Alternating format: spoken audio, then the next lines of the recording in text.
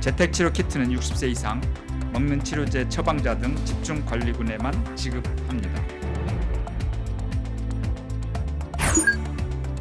학생들의 PCR 검사 결과를 2시간 내에 받을 수 있는 현장 이동형 신속 PCR 검사소를 추가로 설치, 운영하겠습니다. 35조, 50조 얘기를 하는데요. 합의해서 가져오면 정부가 받아들여라. 그걸 어떻게 재정을 맡고 있는 사람이 예 그렇게 합니까? 오늘 이렇게 한꺼번에 몇십 조가 어디서 툭 떨어지는 건 아니지 않습니까?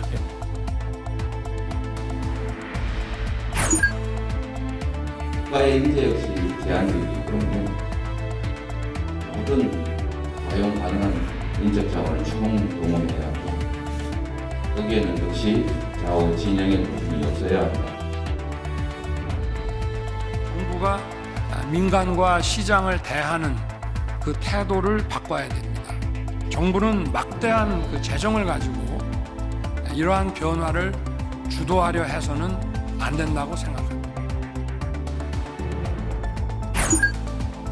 어제는 또 아니라고 그랬다가 오늘은 또 뭐 된다고 그랬다가 그리고 또 이런 문제는 공개적으로 말한다는 것 자체가 저는 진정성이 없다고 생각합니다.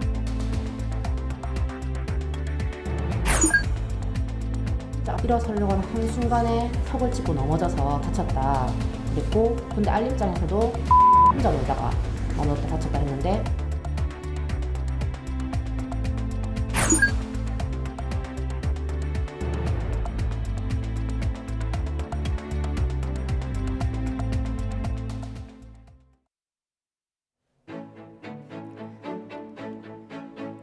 여러분 안녕하십니까? 뉴스나이트 시작합니다. 네, 대선이 꼭 한 달 앞으로 다가오면서 오늘 하루에만 여론조사가 쏟아졌습니다. 설 연휴와 첫 TV 토론이란 변곡점을 지나면서 지지율이 오르락내리락하며 접전을 보이고 있는데요. 여야 각각 저마다의 셈법과 진단 속에 부동층 잡기의 팔을 걷어붙이고 있습니다. 대선 전국이 민감해지면서 추경안 심사하는 국회 상임위도 대리전을 펼쳤습니다. 나이트 포커스에서 잠시 뒤에 다루겠습니다. 오미크론 확산으로 재택치료와 자가격리 관리 개념이 바뀝니다. 재택치료자가 14만 명을 넘긴 가운데 정부는 우선 60살 이상 등 고위험군에 집중하기로 했습니다. 고위험군만 하루 2차례 모니터링을 실시하고 일반 관리군은 스스로 관리하다 필요할 경우에 비대면 진료를 받을 수 있습니다. 홍주혜 기자입니다. 재택치료자는 최근 날마다 10,000명 이상씩 늘며 어느새 15만 명에 육박했습니다. 일주일 만에 거의 2배 수준으로 치솟았습니다. 방역당국이 기존처럼 모든 환자를 관리하는 게 사실상 불가능해진 겁니다. 정부는 재택치료의 초점도 고위험군의 중증과 사망 발생을 최소화하는 데 맞추기로 했습니다. 우선 재택치료 환자를 60살 이상과 먹는 치료제 처방자 등 집중관리군과 일반관리군으로 나눠서 대응합니다. 재택치료 키트는 집중관리군에만 지급됩니다. 재택치료 키트는 60세 이상, 먹는 치료제 처방자 등 집중관리군에만 지급합니다. 소화용 키트는 많은 경우 가정에 상비되어 있어 부모님들께서 별도로 지자체에 요청하는 경우 받으실 수 있습니다. 때문에 만일의 경우에 대비해 체온계나 해열제, 산소 포화도 측정기 등을 미리 준비해 두는 것도 권장됩니다. 모니터링 체계도 달라집니다. 집중관리군은 하루 2차례 유선 모니터링을 받을 수 있지만 일반 관리군에 대해선 정기적 모니터링이 사라집니다. 대신 환자 스스로 건강을 관리하다 이상이 생기면 동네 병의원의 비대면 진료나 상담센터에 상담을 받을 수 있습니다. 일본의 재택 요양과 비슷한 방식입니다. 그렇지만 상태가 안 좋아지시게 되면 언제라도 동네에 있는 스스로 다니시던 그런 병의원에 비대면 진료가 가능하도록 되어 있습니다. 비대면 진료를 하시게 되면 거기에 대한 비용도 무료가 되게 돼 있고, 또 한편으로는 약국에서도 처방을 받을 수가 있습니다. 이와 함께 재택치료 관리 의료기관도 650곳까지 늘려 고위험군 20만 명까지도 감당할 수 있게 할 방침입니다. 이런 가운데 파이자의 먹는 치료제 팍스로비드의 투약 대상은 60살 이상과 면역 저하자에 더해 50대 기저질환자까지로 확대됐습니다. 50살 이상이면서 당뇨나 심혈관 질환, 암, 과체중 등 기저질환이 있으면 팍스로비드를 처방받을 수 있습니다. YTN 홍주혜입니다. 네, 자가격리 체계도 자율성의 방점을 찍어 큰 폭으로 바뀝니다.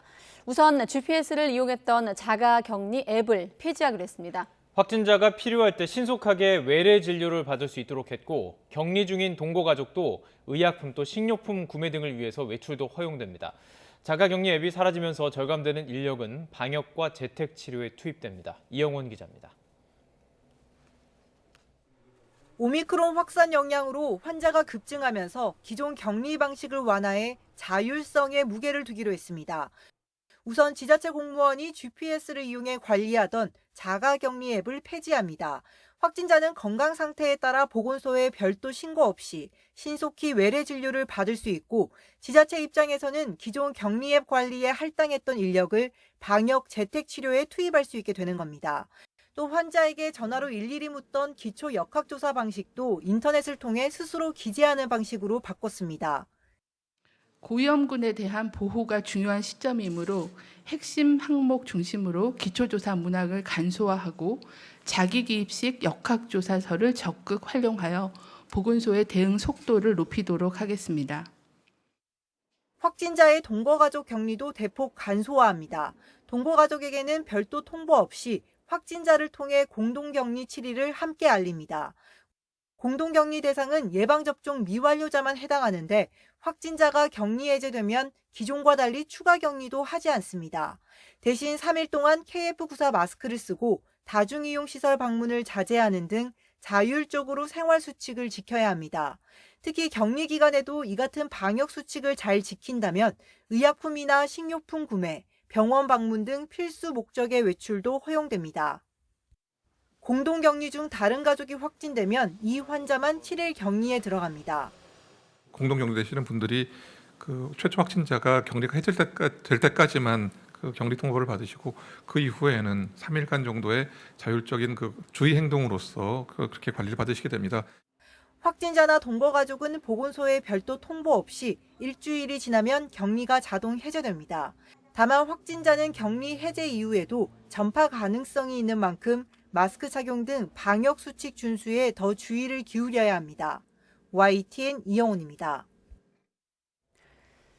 학교의 방역과 학사 운영도 3월 새 학기부터는 오미크론 대응 체계에 맞추어서 바뀝니다.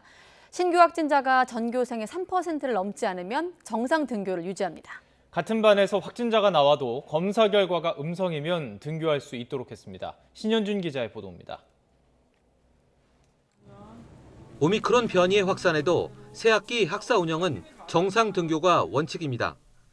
신규 확진자가 전교생의 3%가 넘지 않고 격리자를 포함해 등교가 중지된 비율이 15%를 넘지 않으면 4단계 중 1단계인 정상 등교를 유지합니다. 다만 이 기준은 지역별 학교별로 유연하게 대처할 수 있도록 했습니다. 이제 지난 2년간 학교가 축적된 경험을 토대로 학교의 상황, 지역의 상황에 맞게 자율적으로 학사 운영을 일정 정도 조정함으로써 최대한 많은 학생들이 학교에서 정상적인 교육 활동이 가능하도록 했습니다. 확진자 조사와 진단도 학교를 중심으로 이루어집니다. 학교에서 확진자가 나오면 자체적으로 접촉자를 분류해 신속 항원이나 PCR 검사를 받게 됩니다. 유증상자나 기저질환자는 선별 검사소에서 PCR 검사를, 무증상자는 이틀 간격으로 일주일에 3번 이상 신속 항원 검사를 받는데 음성이면 모두 등교가 가능합니다. 이를 위해 신속 항원 검사 키트를 학생과 교직원 수의 20%까지 확보할 계획입니다. 실제 학생들의 PCR 검사 결과를 2시간 내에 받을 수 있는 현장 이동형 신속 PCR 검사소를 추가로 설치, 운영하겠습니다. 가족 중에 확진자가 있다면 등교할 수 없지만 밀접 접촉자가 있다면 신속 항원 검사에서 음성이면 학교에 갈 수 있습니다. 교육부도 학교 내에서 KF80 이상 보건용 마스크 착용을 권고하고 급식실에 칸막이 설치와 지정 좌석제를 의무화하기로 했습니다. YTN 신현주입니다. 네, 그리고 지난달 법원의 집행정지 인용 결정 등으로 방역 패스 적용이 해제된 다중이용시설에 대해 오늘부터 새로운 방역 지침이 적용됩니다.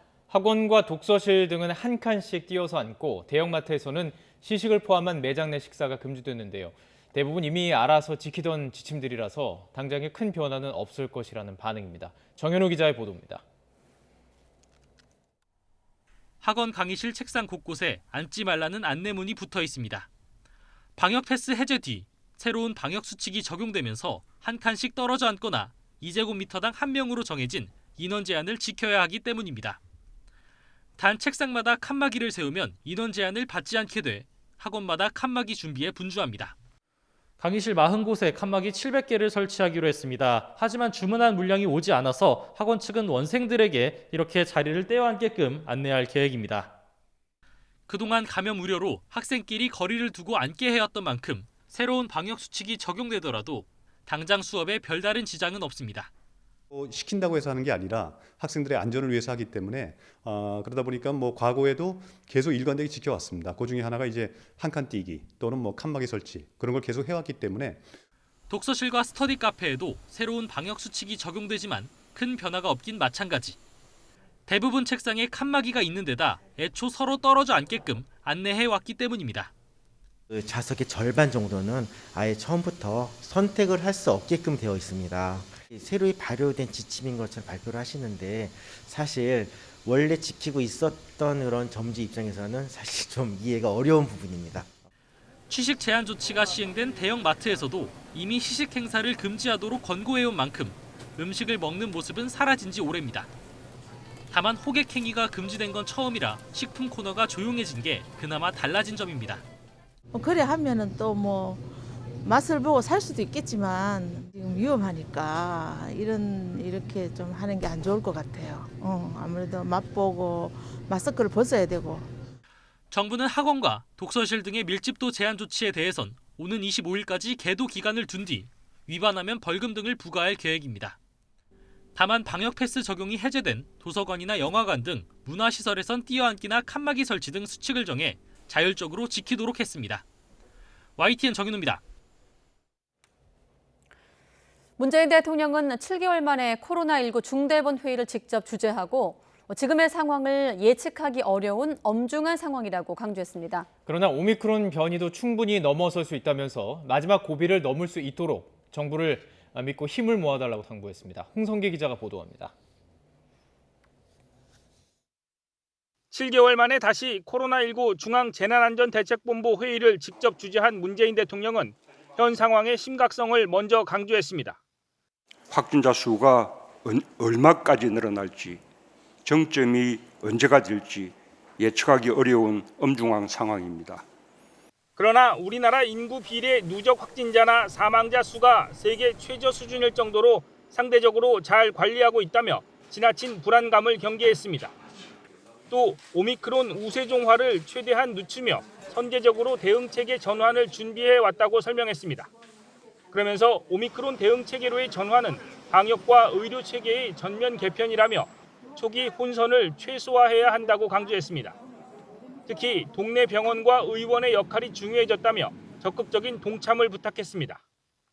급증하는 환자 관리를 위해 더 많은 병의원의 동참을 부탁드립니다. 정부는 참여 의료기관의 안정적이고 효율적인 진료를 위해 의료계와 긴밀히 소통하고 지원하겠습니다. 또 검사체계 개편에 따른 국민 불편을 최소화하기 위한 방안도 주문했습니다. 우리의 충분한 생산 역량을 바탕으로 자가검사 키트를 안정적으로 공급하면서 방역 취약 계층과 분야에 대한 지원 방안도 강구해 주기 바랍니다. 특히 오미크론 확산을 먼저 겪은 해외 사례처럼 치안과 의료, 소방 등 사회 필수 기능이 마비되는 일이 없도록 하라고 지시했습니다. 문 대통령은 이번이 일상 회복으로 가는 마지막 고비라고 생각한다며 국민도 정부를 믿고 힘을 모아달라고 당부했습니다. YTN 홍선기입니다. 국회 산업통상자원위원회와 보건복지위원회가 기존의 정부 안보다 40조 원 늘어난 추경안을 의결했습니다. 정부는 여야가 합의한다 해도 구체적인 재원 방안 없이 증액은 곤란하다고 맞서면서 앞으로 적지 않은 진통이 예상되고 있습니다. 김태민 기자가 보도합니다. 국회 산업통상자원 중소벤처기업위원회는 소상공인 방역지원금을 업체당 300만 원에서 1,000만 원으로 3배 넘게 대폭 올리는 데 합의했습니다. 국회 보건복지위원회도 생활지원비 등을 10배 넘게 증액해 15조 원이 늘어난 추경안을 의결했습니다.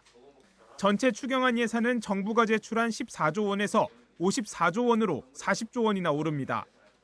추경 논의를 위한 국회 예결특위에서도 여야는 입을 모아 증액을 요구하며 정부를 압박했지만 행정명령을 내린 정부는 제대로 된 조치도 해주지 않고 책임도 없습니다.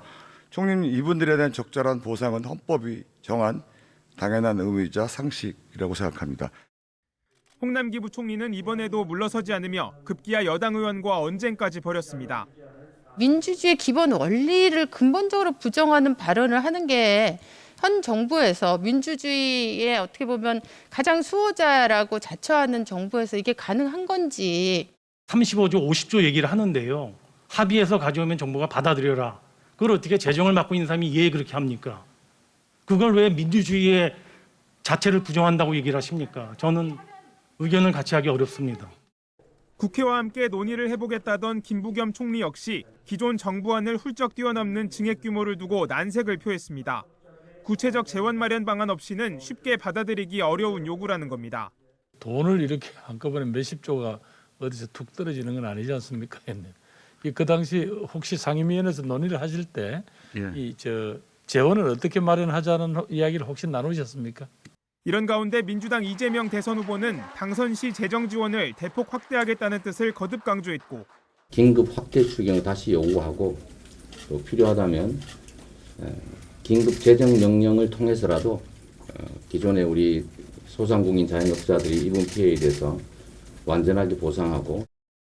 이에 대해 국민의힘 윤석열 후보 측은 당장 재원 마련 방안을 이야기해야 하는 상황에 아무 말 잔치를 하고 있다고 꼬집었습니다. 이처럼 추경 증액을 놓고 여야와 정부 입장이 팽팽히 맞서는 가운데 이달 중순까지 추경안 통과를 위해서는 적잖은 진통이 예상됩니다. YTN 김태민입니다. 네, 여야가 추경안 논의에는 이렇게 정부를 압박하며 한 목소리를 냈지만 대선이 가까워진 시점 대선 대리전을 펼치기도 했습니다. 국민의힘은 이재명 후보의 부인 김혜경 씨와 아들에 대한 의혹을 제기하는 데 주력했고 또 민주당은 윤석열 후보가 화천대유 대주주 김만배 씨와 결탁을 해 대장동 해결사 노릇을 했다고 맞섰습니다. 황희경 기자가 취재했습니다. 국민의힘은 민주당 이재명 후보와 김혜경 씨의 이른바 특혜 의혹을 부각했습니다. 김혜경 배우자의 개인 수행 업무를 담당하는 것으로 나왔습니다. 그러나 총무과에서는 국회 소통 및 국회 의전을 담당하는 것으로 등재가 되어 있는데 국회 출입 등록 사실조차 없습니다. 경기도 관용차가 사택에 주차된 사진을 공개하며 사적 유용 가능성을 주장하고 지사 업무 추진비로 김혜경 씨를 보좌할 직원을 추가로 채용했다는 의혹도 제기했습니다. 경기도의 월급날인 매월 20일 날 일정한 금액이 현금으로 인출이 됩니다. 150만 원씩. 월급날 150만 원을 따박따박 인출하는데 이 돈이 어디로 갔느냐? 과잉 의전한 공무원이 그만둔 뒤 하드디스크를 파쇄했다는 주장도 제기했지만 민주당은 모두 사실이 아니라며 직원 추가 채용도 없었고 관용차는 이 지사의 긴급 업무에 대비해 주차한 것이었다고 반박했습니다. 박수영 의원은 이 후보의 아들이 성남 국군수도병원에 입원부터 하고 상급 부대에 뒤늦게 명령서를 요구했다고도 지적했습니다. 반면 민주당 의원들은 화천대유와 국민의힘 윤석열 후보가 연관됐다는 의심을 제기했습니다. 대주주 김만배 씨가 정영학 회계사와의 대화 녹취에서 윤석열 후보를 잡을 카드를 언급한 게 수상하다는 겁니다. 김만배 씨가 수익금을 배분한 날과 김 씨의 누나가 윤 후보 부친의 집을 구입한 날이 일치한다는 점도 강조했습니다. 19년 4월 30일은 화천대유가 첫 번째 배당이 이루어진 날입니다. 그리고 김만배의 누나는 그날 윤석열 후보의 부친의 집을 기약합니다. 한마디로 윤석열 후보가 대장동 사업의 해결사 노릇을 했고 윤 후보가 건강상의 이유로 TV토론을 무산시킨 것도 아들이 50억 원을 받은 곽상도 전 의원이 구속됐기 때문이 아니냐고 주장했습니다. 윤 후보의 병역 면제 의혹도 다시 들고 나왔습니다. 군에 갈 때는 부동시가 됐다가 공무원으로 임용될 때 2번 검사 시절은 이걸로 추정됐을 때는 정상이고 다시 청문회 때 요구한 자료가 되니까 부동시가 된 겁니다. 검찰총장 인사청문회 양당이 다 검증을 했는데 얼마나 뭐 할 게 없으면 그런 얘기까지 하겠습니까? 김부겸 총리는 대선 후보 관련 질의에 난감한 표정으로 답변을 피했고 의원 뜻은 충분히 알겠습니다만은 제가 거기서 답변하는 게 적절치 않은 것 같습니다. 추경안 질의에 집중해달라는 의장의 지적도 나왔지만 대선을 앞둔 의원들은 상대 후보의 의혹을 부각하는 데 끝까지 주력했습니다. YTN 황혜경입니다.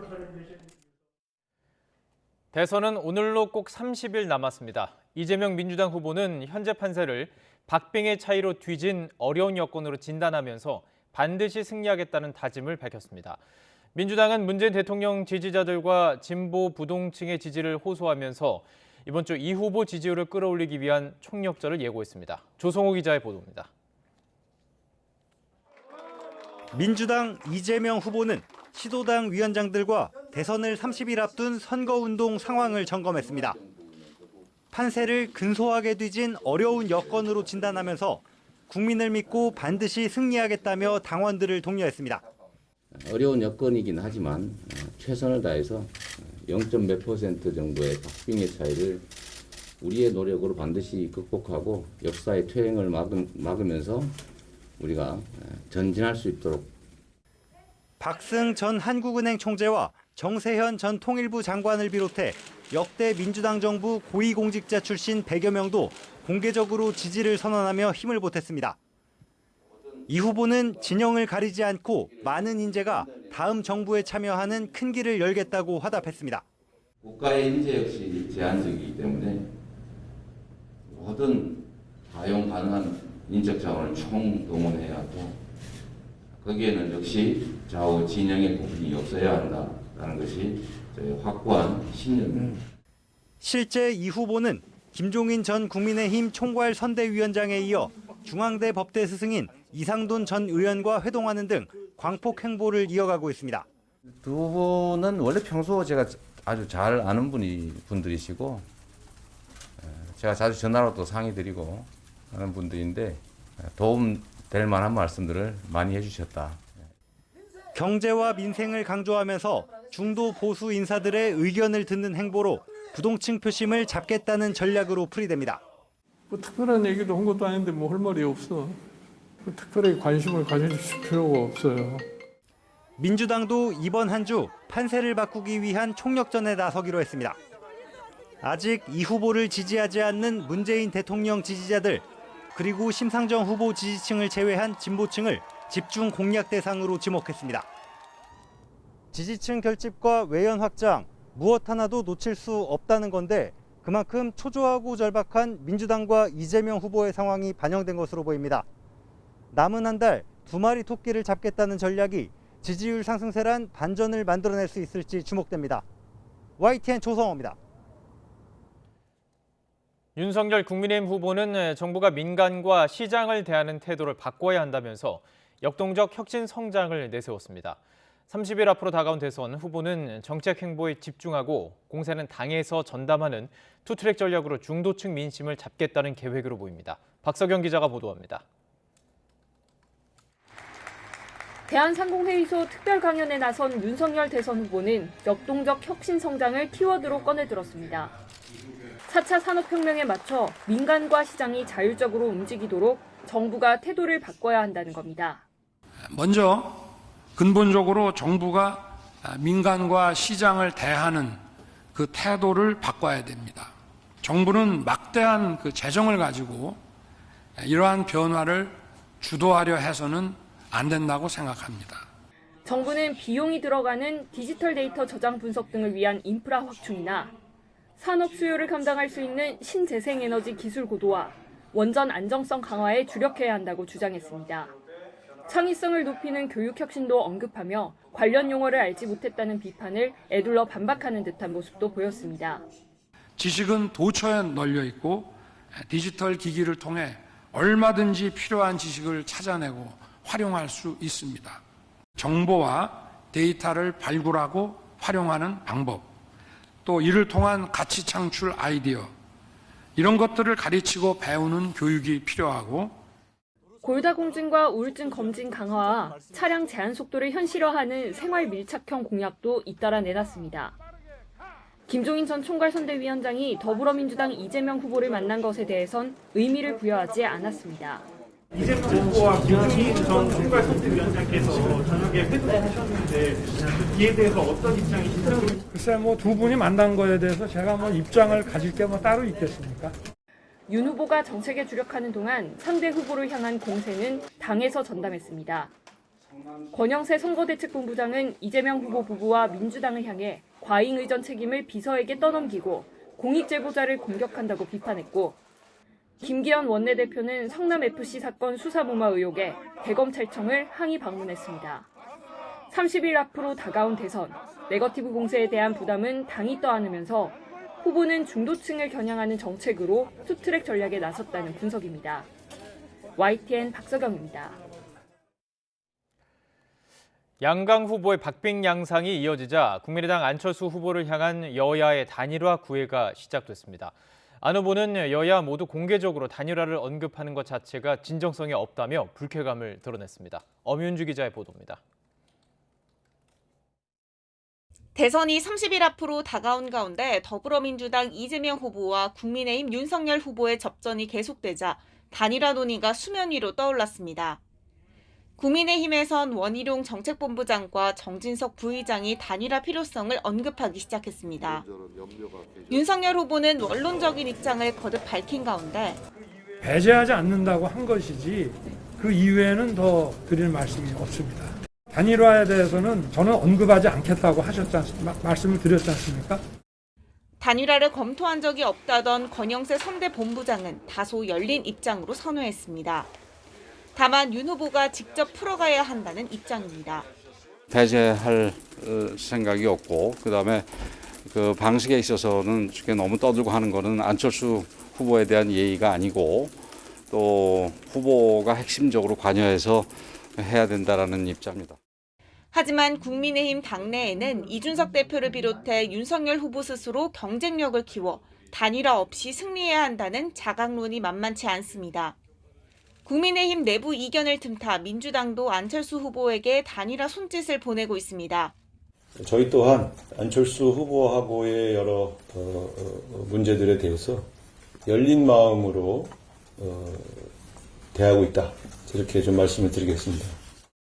안철수 후보는 여야 모두를 향해 진정성이 없다고 일축하고, 어제는 또 아니라고 그랬다가 오늘은 또 된다고 그랬다가, 그리고 또 이런 문제는 공개적으로 말한다는 자체가 저는 진정성이 없다고 생각합니다. 반칙과 특권 없는 세상을 만들고자 한 고 노무현 전 대통령을 기억하겠다며 독자 행보를 이어갔습니다. 정의당 심상정 후보도 미래 세대를 위한 연금 개혁안을 발표하며 소신 행보에 나섰습니다. 일단 후보 등록일인 오는 14일까지 단일화가 성사되지 않는다면 투표 용지에는 등록한 후보의 이름이 모두 등장하게 됩니다. 이후에도 단일화는 가능하지만 투표 용지가 인쇄되고 나면 후보 이름 옆에 사퇴 표시도 불가능하다는 점에서 단일화 마지노선은 용지 인쇄일인 27일 이전이 될 거란 전망도 나옵니다. YTN 엄윤주입니다. 네, 경남 양산에 있는 가정 어린이집에서 이제 갓 돌을 지난 아이가 학대를 당했다는 신고가 접수됐습니다. 부모가 CCTV를 확인해 봤는데 학대는 지속해서 이루어졌습니다. 먼저 오태인 기자가 보도합니다. 경남 양산에 있는 가정 어린이집.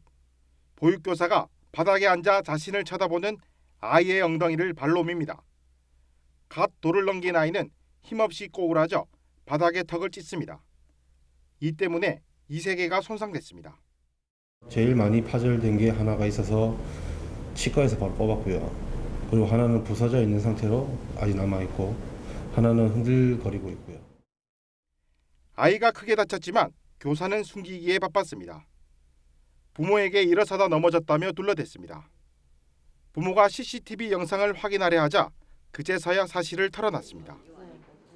혼자 엉덩이 치켜들다가 일어서려고 하는 한순간에 턱을 짚고 넘어져서 다쳤다 그랬고, 근데 알림장에서도 혼자 놀다가 넘어졌다 다쳤다 했는데, CCTV 영상에는 보육교사의 지속적인 학대가 고스란히 담겨 있었습니다.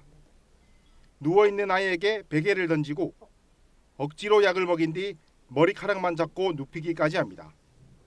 심지어 우는 아이에게 귤껍질을 던지더니 주워 먹는 아이를 말리지도 않습니다. 저희가 무작위로 뽑은 20일치 자료 안에서 총 120여 건의 추가 정황이 발견되었고요. 수기 기록한 것만 70건, 나머지는 그냥 발로 밀든지 애를 잡아서 던지든지. 가해 교사는 부모에게 사과했지만 사실 확인을 위한 취재진 연락에는 답이 없었습니다. 어린이집 원장은 감독 소홀을 인정하며 폐원을 검토하고 있습니다. 사건을 접수한 경찰은 아동학대 혐의로 가해 교사를 입건하고 다른 학대가 더 있었는지 CCTV를 분석하고 있습니다. YTN 오태인입니다. 네, 일상적인 학대 여기서 끝이 아닙니다. YTN이 확보한 영상을 보면 앞서 학대를 당한 아이가 속해있던 반, 이름이 노랑반이네요. 이 노랑반 나머지 원생 모두가 학대를 당한 것으로 확인됐는데 피해 아이들은 불안 증세를 보이고 있습니다. 부모들은 죄책감이란 또 다른 고통에 시달립니다. 계속해서 박종혁 기자입니다. 보육교사가 책상에 기대앉은 아이를 물건 취급하듯 옮겨 앉힙니다. 옆에 서 있던 아이는 보육교사와 부딪히며 땅바닥에 엎어집니다. 두 돌이 채 지나지 않은 아이들입니다. 손찌검도 반복됐습니다. 가만히 앉아있는 아이 머리를 갑자기 때리고 누워있는 아이 뺨을 사정없이 칩니다. 얼굴에 옷을 던지기도 합니다. 종일 기저귀를 갈아주지도 않다가 저녁에야 비로소 갈아준 적도 있다고 부모들은 주장합니다. 그 하루 안에 기저귀 가는 횟수를 봤는데 아침에 등원해서 저녁 6시에 기저귀 가는 게 처음이더라고요. 그러니까 심할 수밖에 없었던 거고. 또 돌도 안 된 아이를 온종일 보행기에 앉혀놓기도 하고 낮잠 시간에는 아이를 옆으로 눕혀 젖병을 물린 뒤 젖병이 빠지면 때리기도 했습니다. 낮잠 시간에 이제 아이를 옆으로 눕힌 뒤에 베개를 아이 각도, 얼굴 각도에 맞춰서 젖병을 물린 다음에 그리고 그 젖병이 떨어지면 바로 가서 뺨을 때리고. 이렇게 보육교사에게 학대당한 아이는 6명, 모두 같은 반입니다. 보조교사도 있었지만 보육교사의 행동을 말리진 않았습니다. 아이들은 비슷한 불안 증세와 폭력성을 보이고 있습니다. 아이가 바닥 앉아있으면 바닥에 머리를 이렇게 찧어요. 꽁꽁 지 바닥에 머리를 찧고 언니 뺨을 계속 때리고 웃으면서 때리고 앉아있으면 벽에다가 꽁꽁 찧고. 이런 이상 행동은 학대에 따른 트라우마라는 게 전문가의 의견입니다. 굉장히 다양한 행동적인 특성이 나타날 수 있지만 특히 이 아동 학대 이후에 머리를 박는다거나 자기 얼굴을 때리는 등 이러한 행동 문제는 학대로 인한 어떤 스트레스를 해소하려는 행동의 징후일 수 있습니다. 부모 품에서처럼 보호받아야 할 어린이집에서 학대를 당한 아이들.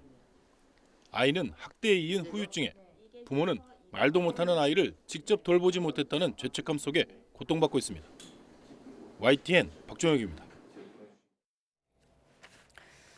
네, 지난달 제주에서 초등학생이 학원 차량에 깔려 숨진 사고를 계기로 경찰과 교육청 등이 학원 차량 합동 단속을 벌였습니다.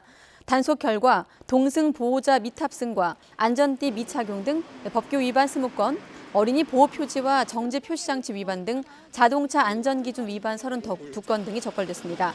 경찰은 그동안 미흡했던 학원 차량 단속을 앞으로 상시 단속으로 전환해 사고 방지 노력하겠다고 밝혔습니다. 제주에서는 지난달 25일 동승 보호자가 없는 학원 차량에서 혼자 내리던 9살 초등학생이 옷이 차량에 끼어 숨지는 사고가 발생했습니다. 광주 화정 아이파크 아파트 붕괴 사고 현장에서 실종자 1명이 추가로 발견돼 수습됐습니다. 이로써 이번 사고로 실종된 작업자 6명 가운데 5명의 시신이 수습이 됐고 1명은 아직 매몰 상태로 구조 작업이 진행되고 있습니다. 나연호 기자가 취재했습니다. 신축 아파트 건물 고층부가 무너져 내리는 사고가 난 지 28일째. 건물 27층에 남은 잔해물을 걷어들이기 전에 인명구조견을 투입했더니 반응이 나타났습니다. 조심스레 손으로 잔해물을 끄집어낸 공간에서 작업자의 신체 일부가 확인됐습니다. 투입된 인명구조원이 미세한 반응을 보였습니다. 수작업으로 작업을 하는 과정에서 저희 구조대원들이 손을 발견한 겁니다. 발견된 곳은 건물 27층 외벽 창가로부터 2m 안쪽이었습니다. 앞서 발견된 26층 매몰자를 수습하는 과정이었는데 두 매몰자 사이 거리도 2m에 불과했습니다. 결국 발견 4시간 만에 구조했지만 안타깝게도 이미 숨진 뒤였습니다. 지난달 11일에 발생한 광주 신축 아파트 붕괴 사고 실종자 6명을 모두 찾는데 꼬박 4주가 걸렸습니다. 소방당국은 26층에 남은 마지막 매몰자를 수습하는 데 집중하고 있습니다. 붕괴 사고 원인을 규명하기 위한 현장 조사도 본격적으로 시작됩니다. 건설사고조사위원회는 오는 9일 붕괴 사고 현장에서 콘크리트 시료를 채취해 양생이나 재료에 문제가 없었는지 파악할 예정입니다. 경찰도 압수한 자료와 관련자 진술을 토대로 사고 원인과 책임을 규명하는 데 수사력을 모으고 있습니다. YTN 나연호입니다. 네, 대장동 50억 클럽 의혹에 연루된 박영수 전 특별검사의 딸이 화천대유에서 아파트 분양 외에도 11억 원을 받은 것으로 드러나 배경에 관심이 쏠리고 있습니다. 박 전 특검 측은 빌린 돈이다라고 해명했는데 곽상도 전 의원 구속 이후 남은 로비 수사의 결론도 주목되고 있습니다. 나혜인 기자가 보도합니다. 박영수 전 특검의 딸이 직장인 화천대유에서 11억 원을 받은 건 2019년 9월부터 지난해 2월까지입니다. 한 번에 1억 원에서 많게는 3억 원까지 5차례에 걸친 송금 기록이 검찰 계좌 추적 결과 포착된 것으로 전해졌습니다. 박 전 특검은 자신과 무관하게 딸이 집안 사정상 필요해 빌린 돈이라고 해명했습니다. 차용증도 썼고 회사가 다른 직원들에게도 이런 식으로 돈을 빌려줬다며 특혜가 아니라고 주장했습니다. 앞서 박 전 특검을 2차례 조사한 검찰도 단순 대여금으로 처리된 화천대유 회계 때문에 범죄 혐의를 구체화하진 못한 것으로 알려졌습니다. 박 전 특검은 이른바 50억 클럽 인사로 지목된 인물들 가운데 구속된 곽상도 전 의원을 제외하고 수상한 거래 정황을 가장 많이 남겼습니다. 자신이 고문 변호사로 일할 때 화천대유에 입사한 딸은 대장동 아파트를 시세보다 싸게 분양받았고 인척인 분양대행업체 대표 이모 씨에겐 화천대유 자금 100억 원이 흘러갔습니다. 박 전 특검 본인도 대장동 사업 초기 화천대유에 5억 원을 입금했는데 계좌만 빌려줬다는 석연찮은 해명에도 대가성을 입증할 물증은 확인되지 않았습니다. 이는 권순일 전 대법관을 포함해 다른 50억 클럽 의혹 인사들도 마찬가지입니다. 검찰은 일단 신병 확보에 성공한 곽상도 전 의원을 구속 뒤 처음으로 불러 조사하려 했지만 구치소에 코로나19 확진자가 발생해 무산됐습니다. 이런 가운데 검찰 정기 인사로 25명이었던 전담수사팀 규모는 20명으로 축소됐습니다. 구속 피의자는 최장 20일 안에 기소하지 않으면 풀어줘야 하는 만큼 박 전 의원은 대선을 불과 2주 남짓 앞두고 재판에 넘겨질 것으로 보입니다. 결국 검찰이 그때까지 다른 피의자들의 혐의를 입증할 단서를 잡지 못하면 넉 달 넘게 이어진 대장동 수사는 사실상 곽 전 의원을 기소하는 선에서 마무리될 거란 관측도 나옵니다. YTN 나혜인입니다.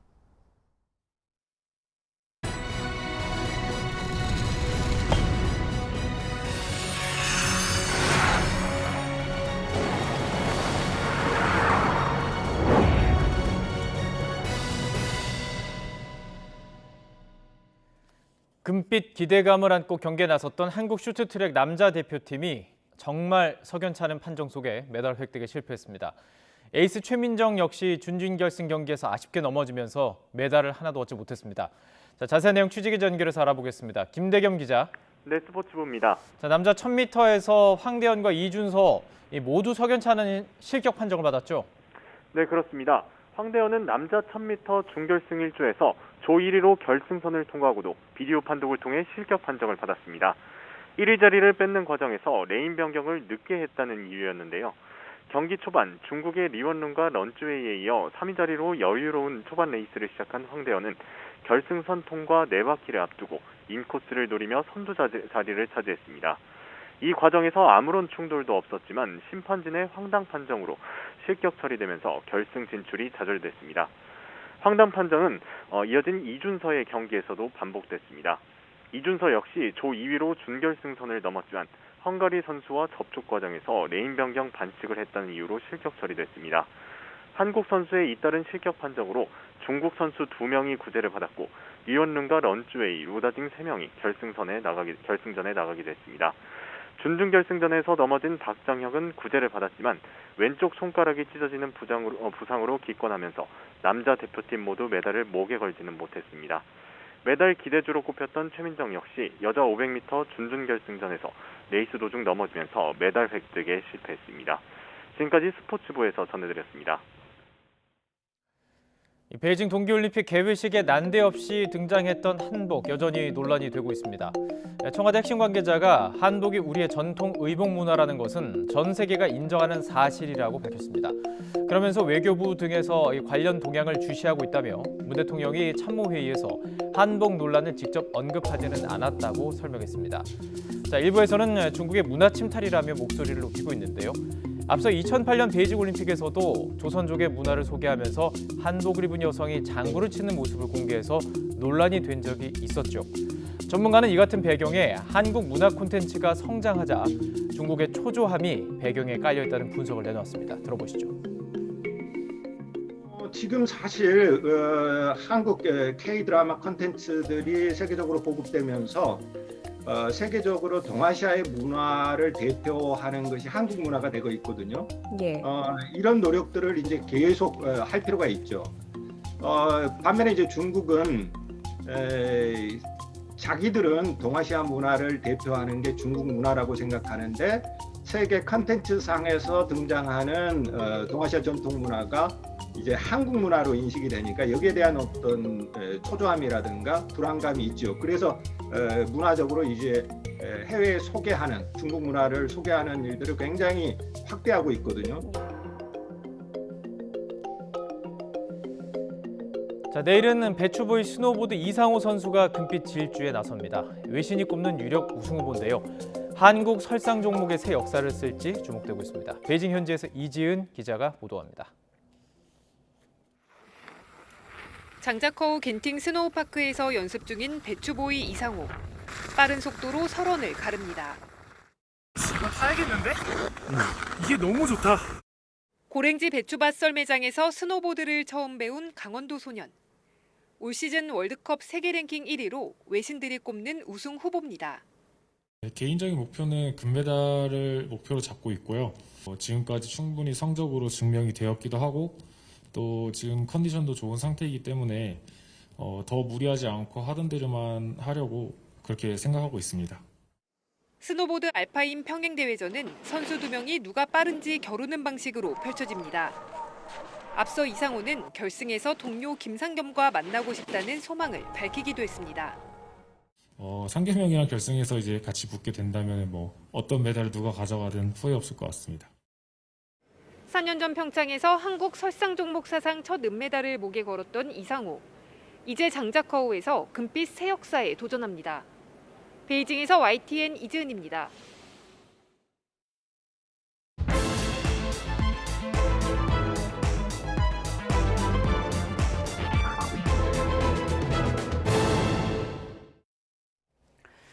네, 제20대 대통령 선거가 꼭 30일 앞으로 다가왔지만 여전히 대세론 없는 판세가 펼쳐지고 있습니다. 여야 4당 대선 후보의 2차 TV 토론이 그야말로 진통 끝에 11일 열릴 예정인데요. 대선 승부를 가르는 주요 변수가 될 수 있을지 주목되고 있습니다. 나이트 포커스 오늘은 최진봉 성공회대 교수, 또 장성철 대구가톨릭대 특임 교수 두 분과 함께하겠습니다. 안녕하십니까? 안녕하세요. 안녕하십니까? 네, 지난주에는 설 연휴가 있었고 또 TV 토론, 1차 토론이 있었기 때문에 이번 주에 나올 여론조사 결과들 아마 많은 평론가분들도 주목하셨을 텐데 하나씩 보면서 좀 두 분의 해설을 듣도록 하겠습니다. 네, 대체로 좀 박빙, 오차 범위 안에 초접전 이렇게 나오고 있는데 앞에 거 몇 개만 좀 소개해드리면 일단 이재명 후보는 31%, 이번 조사 같은 경우는 윤석열 후보가 35%. 자, 이어서 보실 여론조사 결과들의 조사 시점도 한번 확인하시면서 보면 이해에 도움이 될 것 같습니다. 자, 이번엔 차기 대선 후보 지지도 이재명 후보가 38.1, 윤석열 후보가 36.8, 심상정 후보 4.2, 안철수 후보가 11.7% 이렇게 나왔고요. 자, 다른 결과 두 가지도 이어서 보여주시고, 자, 먼저 교수님께 한번 여쭤볼까요? 네. 이번 주에 오늘 나온 여론조사 결과 어떻게 좀 해석하고 계십니까? 기본적으로 오늘 지금 화면에서 보고 있는 여론조사는 전화면접 여론조사입니다. 그래서 전화면접 여론조사는 이재명 후보에게 상당히 좀 잘 나오는 것으로 지금 알려져 있거든요. 여기서 보면 각종 언론에서 상당히 박빙이다라고 표현을 하고 있는데 저는 이 부분에 대해서는 좀 동의를 하고 싶지가 않습니다. 왜냐하면 한 달 전에 이 언론사, 이 여론조사 업체의 한 달 전 여론조사와 비교해 보면은요. 이재명 후보는 하락을 했고 윤석열 후보는 상승을 했습니다. 그러니까 기본적으로 TV조선 칸타코리아 같은 경우에 1월 15일, 16일 조사는요. 이재명 지사 31.7, 윤석열 후보 32.8이에요. 추이를 봐야 된다 이런 그렇죠. 말씀이시죠. 윤석열 후보는 2.2% 상승했고요. 이재명 후보는 0.7% 하락을 했어요. 이런 것을 보면은 윤석열 후보의 상승세는 모든 여론조사에서 공동적으로 보여지고 있다라고 말씀드릴 수가 있습니다. 아, 윤석열 후보의 상승세에 더 주목해야 된다 이런 장 교수님 설명이셨고, 최 교수님은 어떻게 보십니까? 지금 중앙일보 조사를 제외하고는 일단 혼전이다. 윤석열 후보가 오차 내에 앞서고 있다 이렇게 좀 요약이 되긴 하는데요. 그렇죠. 오차 범위 내에 있는 거죠. 오차 범위 내에 있는 것은 누가 앞섰다고 얘기하는 것은 바람직하지 않다고 저는 생각을 하고요. 통계적으로 봐서 오차 범위 내에 있다고 하는 것은 아직까지는 누가 앞서고 누가 뒤섰다 이렇게 얘기하기 어려운 상황입니다. 그래서 혼전이라고 볼 수 있을 것 같고 아마 엎치락 뒤치락이 계속 되는 것 같은데요. 전체적으로 뭐 윤석열 후보가 지난번 지지율보다는 좀 상승한 건 분명히 보여요. 다만 이제 그렇다 하더라도 지금 상황에서 어느 후보가 리드를 하고 있고 다른 후보가 뒤쫓아가고 있다 이렇게 얘기할 수 있는 상황은 아니고, 이게 이제 조사 방식이나 조사의 대상이나 응답량 이런 부분이 작용하다 보니까 표본 오차라는 걸 집어넣는 거거든요. 그런 차원에서 본다고 하면 혼전이고 이제 앞으로 이 대세가 누가 대세를 끌고 가느냐 하는 문제라고 저는 생각을 해요. 저는 이런 상황이 대선 막판까지도 계속 될 거라고 예상을 하고 있고요. 막판에 그러면 흐름을 누가 끌고 가느냐, 그것이 결국은 아주 근소한 차이로 두 사람 중에 누가 당선될 거냐를 결정하는 요소가 되지 않을까 그렇게 예측할 수 있을 것 같습니다. 그러니까 좀 제가 하나만 더 말씀드리면 동아일보랑 리서치가 한 여론조사만 두고 봐도 리서치가 12월 30일과 1월 1일 조사한 게 있어요. 그때 이재명 후보가 39.9%였고 윤석열 후보가 30.2%였거든요. 그때와 비교해서 한 달 전에 비교해서는 윤석열 후보가 11.5%가 올랐고 이재명 후보가 2.9%가 하락을 했어요. 그러니까 모든 전화민접 여론조사에서도 공통적으로 나타난 현상이 이재명 후보 하락, 윤석열 후보 상승이라고 볼 수 있고요. 세부적인 내용을 보면은 더 윤석열 후보에게 유리하다라고 말씀드리고 싶어요. 뭐냐면 서울에서도 윤석열 후보가 앞서가고 있고 중도층에서도 윤석열 후보가 앞서가고 있습니다. 그리고 모든 여론조사 기관에서 여론조사한 건 아니지만 정권 교체 여론도 안정적으로 두 자리 숫자 이상으로 지금 벌어지고 있다. 그래서 각종 수치와 추세는 윤석열 후보에게 유리하다라고 말씀드릴 수가 있습니다. 그럼 뭐 윤석열 후보한테 유리하다고 판단하실 수도 있지만 저는 개인적으로 그렇게 생각하지 않고 아까도 말씀드렸지만 뭐 분석에 따라 다 다를 거라고 생각해요. 장 교수는 그렇게 그렇게 분석하실 수 있고 저는 뭐 그리고 이제 제가 표본 오차 말씀을 드리고 오차 범위 안에 있는 것은 어느 누구도, 그러니까 여론조사 전문가들은 그걸 누가 앞섰다고 얘기하지 않아요, 절대로. 그거는 개인적인 분석이라는 생각이 들고요. 그리고 이제 뭐 여러 가지 여론조사 중에 정권 심판론하고 정권 교체론이, 정권 심판론과 정권 유지론이 약간의 차이가 더 줄어든 여론조사 결과들도 있기 때문에 그 부분도 이제 좀 추이를 지켜봐야 될 것 같습니다. 그래서 이제 개별적인 여론조사 기관들의 여론조사 발표만 가지고 우리가 판단하기는 어렵고요. 전화 면접 말고 어제랑 오늘 발표된 ARS 여론조사 같은 경우에 보면은요. 공통적으로 평균 한 6% 정도 차이로 윤석열 후보가 앞서 나가고 있더라고요. 그래서 전화 면접이든 ARS든 윤석열 후보가 흐름은 탔다라고 보는 것이 맞는 것 같습니다. 네, 자 그러면 이어서 또 다른 조사 결과도 한번 보시죠. 이번엔 앞서 보신 결과들은 좀 지지율을 좀 전반적으로 봤다면 대선 후보 이미지 변화, 그러니까 TV 토론 후 이미지가 좋아진 후보, 그리고 이미지가 나빠진 후보, 뭐 좋다 나쁘다로 좀 구분하기는 어렵겠습니다만 일단 질문에 좋다 나쁘다가 들어있어서 소개해드렸는데 TV 토론이 좀 지지율과 어떤 영향이 미칠 것인가 굉장히 관심을 끌었거든요. 좀 잠시 뒤에 또 토론 문제를 짚기도 하겠습니다만은 이 같은 결과는 어떻게 해석할 수 있을까요? 일단 이 여론조사 결과가 이미지가 좋아진 후보라는 게 상당히 애매한, 그러니까 주관적인 판단을 물어보는 질문이라는 생각이 들어요. 네. 그래서 질문을 받은 분들이 예컨대 답변하는 과정에서 이미지가 예전에 안 좋아졌다가 좋아진 건지 이제 그렇게 볼 수도 있는 것이고. 사실 토론을 잘했다 못했다와는 좀 다른 차원이죠. 조사 그리고 결과가 아니 실제로 하고요. 오늘 예. 이제 여론조사 결과 제가 준비가 안 돼 있어서 여기서 말씀은 안 드리겠지만 MBC가 코리아 리서치 의뢰해서 조사한 내용을 보면 토론을 누가 잘했냐고 물어봤을 때 이재명 후보가 제일 잘한 걸로 나온 여론조사 결과도 있습니다. 그러니까 이게 이미지가 좋아진 후보라고 하는 것이 기존에 워낙 이미지가 안 좋았다는 것이 좋아졌다는 것인지 또 나빠졌다는 것이 기존에 좋았는데 나빠졌다는 것인지 그걸 잘 모르겠는데 어쨌든 좀 주관적인 판단이 들어갈 수 있는 질문 양식이어서 네. 이거는 응답하신 분들의 주관적인 생각이라는 생각이 들어요. 그래서 토론에서 이 지금 보여주신 이 여론조사 결과만 가지고 윤석열과 토론을 잘했다 이렇게 단정적으로 얘기할 수 있는 상황은 저는 아니라고 봅니다. 네. 여러 가지 다른 요소들이 작용하고 있기 때문에 아까 말씀드린 MBC 조사 같은 경우에는 전혀 다른 결과가 나온 상황이고요. 그래서 이 조사만 가지고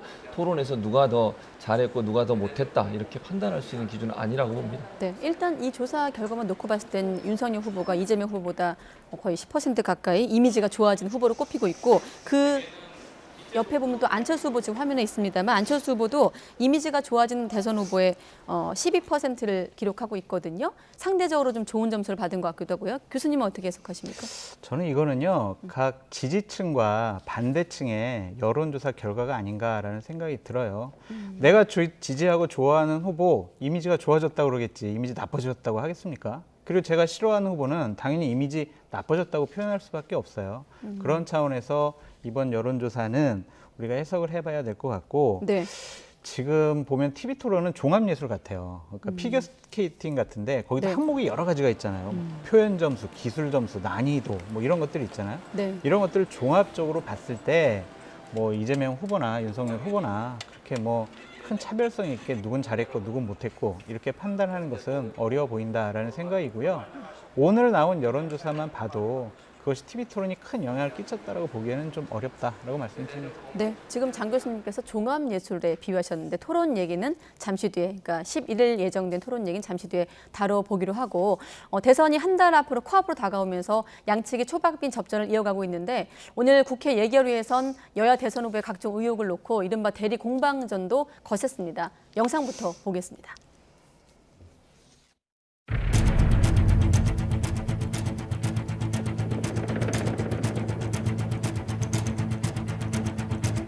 진짜 몰랐다면 주변 관리조차 못하는 무능한 사람이고 알고도 묵인했다면 사실상 범죄를 방조한 공범입니다.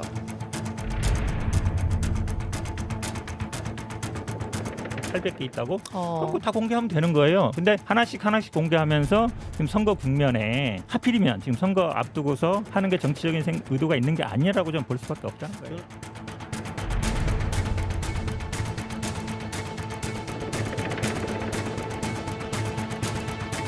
김만배는 윤석열과의 충돌도 했지만 결과적으로 자신의 판단이 옳았고 관철시켰다 이렇게 자랑하고 있는 내용입니다. 총리님, 김만배가 말한 윤석열이 꼼짝도 못하는 그 카드가 뭐라고 생각하세요? 비서실 하드디스크를 전부 빼가지고 파쇄하거나 은닉을 하고 새 하드디스크를 전부 끼워넣고 왔다고 하는 진술이 있었습니다. 이것도 저는 중대한 범죄라고 생각합니다.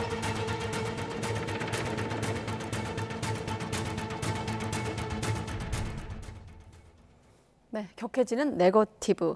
예결위에서 그러니까 이제 후보 대리전이 됐다 이런 얘기인데 이 얘기 하기 전에 지금 김혜경 씨 논란이 언급됐기 때문에 지지율과 좀 맞물려서 보면 앞서 보신 지지율에 김혜경 씨 논란은 어느 정도 좀 반영됐다고 보십니까? 짧게 질문드리면. 아마 반영이 됐을 수 있다고 봐요. 근데 이제 아마 제한적으로, 그러니까 크게 영향을 미치진 않았다고 보여지는데요. 아마 지난번에 김건희 씨사 7시간 녹취록 이후에도 크게 영향을 안 받았던 것 같은데 아마 이제 그 배우자들의 리스크가 영향은 주고 있지만 그게 대세에 크게 영향을 미치는 요소로 작용하고 있지는 않는 것 같아요. 네. 지금 상황으로 본다고 하면. 그래서 이게 이제 앞으로도 어느 정도 영향을 미칠 거냐. 저도 뭐 개인적으로는 크게 영향을 미칠 가능성이 낮다고 봅니다. 그럼에도 불구하고 어쨌든 도덕성 논란이 불게 되면 제가 아까 지적해 드린 것처럼 이원 대선이 근소한 차이로 결과가 나올 가능성이 있기 때문에 그 적은 숫자를 하더라도 상당히 크게 영향을 미치는 요소로 작용할 수도 있다고 저는 보거든요. 그래서 이런 부분들은 양쪽이 잘 마무리하고 잘 해결하지 못하면 제가 볼 때는 막판에 가서 어떤 변수로 작용할 가능성, 그 가능성이 있다고 보여집니다. 네, 자 대선을 한 달 앞둔 시점, 뭐 여론조사도 많이 나왔습니다만은 지금 시점에서 변수들을 좀 언론이 꼽은 걸 보니까 일단은 토론, 그리고 단일화 여부, 그리고 이제 배우자 리스크를 다루고 있던데 일단 교수님은 크게 영향이 없을 거라고 전반적으로 보셨는데 교수님은 어떻게 보십니까? 저도 뭐 김혜경 씨 논란 때문에 이재명 후보의 지지율이 뭐 대폭적으로 하락할 것 같진 않아요. 근데 어떤 효과가 있냐면 이재명 후보의 지지율을 상승 견인하지 못하게 하는 족쇄 같은 역할을 하게 될 것 같아요. 아니 도대체 이재명 후보 부부 돈이 없는 것도 아닌데 어떻게 법인카드로 소고기를 사 먹을 수가 있지?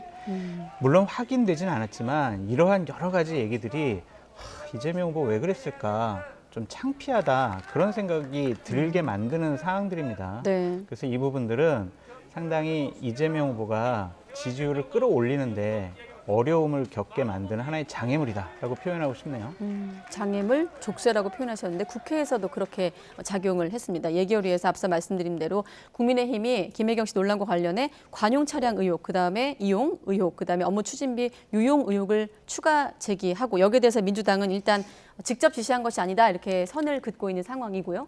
네, 지금 말씀하신 관용차 같은 경우에는 사용하지 않았다고 얘기를 하고 있어요, 명확하게. 그러면 만약에 사용을 했다면 그 증거를 제시한다고 저는 봅니다. 선대위하고 민주당에서는 관용차를 개인적으로 사용한 적이 없고 도지사가 긴급하게 사용이 필요해서 집에서 출발하거나 집에서 이용할 가능성이 있기 때문에 거기에 주차를 해놓은 것이지 그게 김혜경 씨가 개인적으로 뭐 개인적인 일본으로 사용했다는 증거도 없는 상태에서 그렇게 주장하는 건 말이 안 된다고 저는 보고요. 일단 뭐 아파트에 주차돼 있는 사진을 국민의힘에서 그렇죠. 주차돼 있는 사진만 있었죠. 네. 그러니까 그걸 사용했다고 하는 증거는 없어요. 그리고 이제 김혜경 씨가 만약에 관용차를 사용했는데 공적 업무를 하기 위해서 사용하는 건 문제가 되지 않거든요. 그래서 공적 업무가 아닌 개인적 업무로 사용했다는 증거를 제시하면서 문제를 제기한다는 생각이 들고요. 그래서 민주당이 그렇게 사용한 적이 없다고 얘기를 했고 이분에 대해서 뭐 그 월급을 지급했다 이런 얘기도 있는데 경기도지사가 된 이후에 이분이 성남시에 있을 때는 공무원을 업무를 했던 것 같아요. 근데 경기도로 온 이후에는 업무를 한 적이 없고 그 뭐 예를 들면 운전을 한 적이 없다고 얘기하고 있기 때문에 그것도 증거가 없는 상태에서 이렇게 일방적인 주장을 하는 건 바람직하지 않다고 봅니다. 저는 기본적으로 관용 차량 문제는 국민의힘이 좀 더 정확한 증거를 갖고 의혹 제기를 했어야 되지 않을까라는 좀 생각이 듭니다. 네. 물론 사적으로 이용했을 수도 있겠지만 그렇다면 김혜경 씨가 그 관용차를 타고 사적인 장소에 가서 여러 가지 일들을 봤다라는 증거까지 나왔었으면 보다 더 명확했을 것 같다라는 네. 생각이 들고요. 업무 추진비 유용 의혹 같은 경우에는 좀 의심스러운 부분이 있어요. 매월 공무원 월급날이 20일입니다. 네. 근데 이 업무 추진비 카드에서 매월 20일 날 150만 원씩 인출이 됐거든요. 그래서 국민의힘 측에서는 이 150만 원 인출해가지고 김혜경 씨의 사적으로 운전사를 고용을 한 분의 월급을 지급한 거 아니냐 이런 식의 의혹을 제기하고 있는데 네. 이것 또한 의혹에 지금 아직은 그치고 있다라고 말씀드리는데 그건 좀 이상해요. 정황상 이상한 건 있어요. 왜 매월 20일 날 이렇게 인출이 됐을까? 그 부분을 우리가 살펴봐야 될 것 같고요. 업무 추진비 이제 공개 자료를 쭉 한번 살펴보니까 상당히 좀 이상한 부분이 있어요. 예를 들면은 국수나무라는 곳에서 지출 금액이 12만 원이에요. 국수집에서 4명이 12만 원어치의 국수를 어떻게 먹을까요? 그러니까 이런 것들은 이해가 안 되는 거예요. 집행 대상은요, 도전 관계자랑 여러 가지 애로사항들을 듣기 위해서 국수집에서 12만 원어치의 국수를 먹었대요. 이런 것들은 해명을 제대로 해야 된다라고 말씀드립니다. 국수나무라는 가게 가보셨어요? 네. 저희 학교에 지금 학생들 식당이 국수나무에서 운영을 하고 있는데 국수만 팔지 않아요. 네. 거기 다른 메뉴도 있습니다. 많이 있습니다. 네. 그러니까 국수물을 먹기 위해서 12만 얼마를 썼다고 얘기하면 안 된다고 저는 보고요. 그 안에 뭐 밥과 관련된 종류도 있고요. 다양한 형태의 메뉴들이 있어요. 그 메뉴들을 주장해서 물론 저희 학교 말고도 외부에도 다 있거든요. 그 국수나무라는 아마 체인점인 것 같은데 그러니까 국수를 먹었기 때문에 그 돈이 들어가지 않았을 것이라고 그렇게 이제 추정해서 말씀하시는 것은 사실관계 확인이 필요하다고 봐요. 어떤 메뉴를 먹었는지는 그 당시에 이제 모였던 분들이 어떤 메뉴를 먹었는지를 확인을 해봐야 되겠죠. 아니, 확인을 해봐야 되는데 교수님 저도 이제 국수나무 가봤던 프랜차이즈 국수집인데 거기 메뉴의 가격이요 다 10,000원 이하예요. 만 원 넘어가는 가격이 없습니다. 분식집이에요. 그런데 어떻게 4명이 12만 원어치를 먹어요? 이거는 저는 이해할 수가 없어요. 무슨 먹방 찍는 것도 아니지 않습니까? 아니, 그 먹방 찍는다고 얘기하면 안 되는 것이고 4명이 뭘 먹었는지 모르잖아요, 지금 메뉴를. 그런 상황에서 4명이 그만큼 먹었다고 하는 것이 단정적으로 지금 너무 많이 먹었다거나 아니면 그게 잘못됐다고 얘기할 수 있는 상황은 아니라고 봐요. 네, 지금 의혹 중에 이제 일부를 가지고 두 분께서 이제 공방을 벌이고 계시는데 사실 이재명 후보가 이 부분에 대해서 부인 논란과 관련해 거듭 사과를 했습니다만 논란이 사그라들지 않고 있고 뭐 증거 여부를 떠나서 국민의힘은 계속 공세를 하고 있는데 앞서 교수님께서 족쇄를 풀어야 한다고 하셨거든요. 앞으로 어떻게 좀 지금 두 분의 어떤 국수나무 논란도 그렇고 사실관계 확인들이 좀 필요하거든요. 대선을 한 달 남은 시점에서 민주당은 지금 송영길 대표 같은 경우는 이렇게 지금 반응을 하고 있거든요.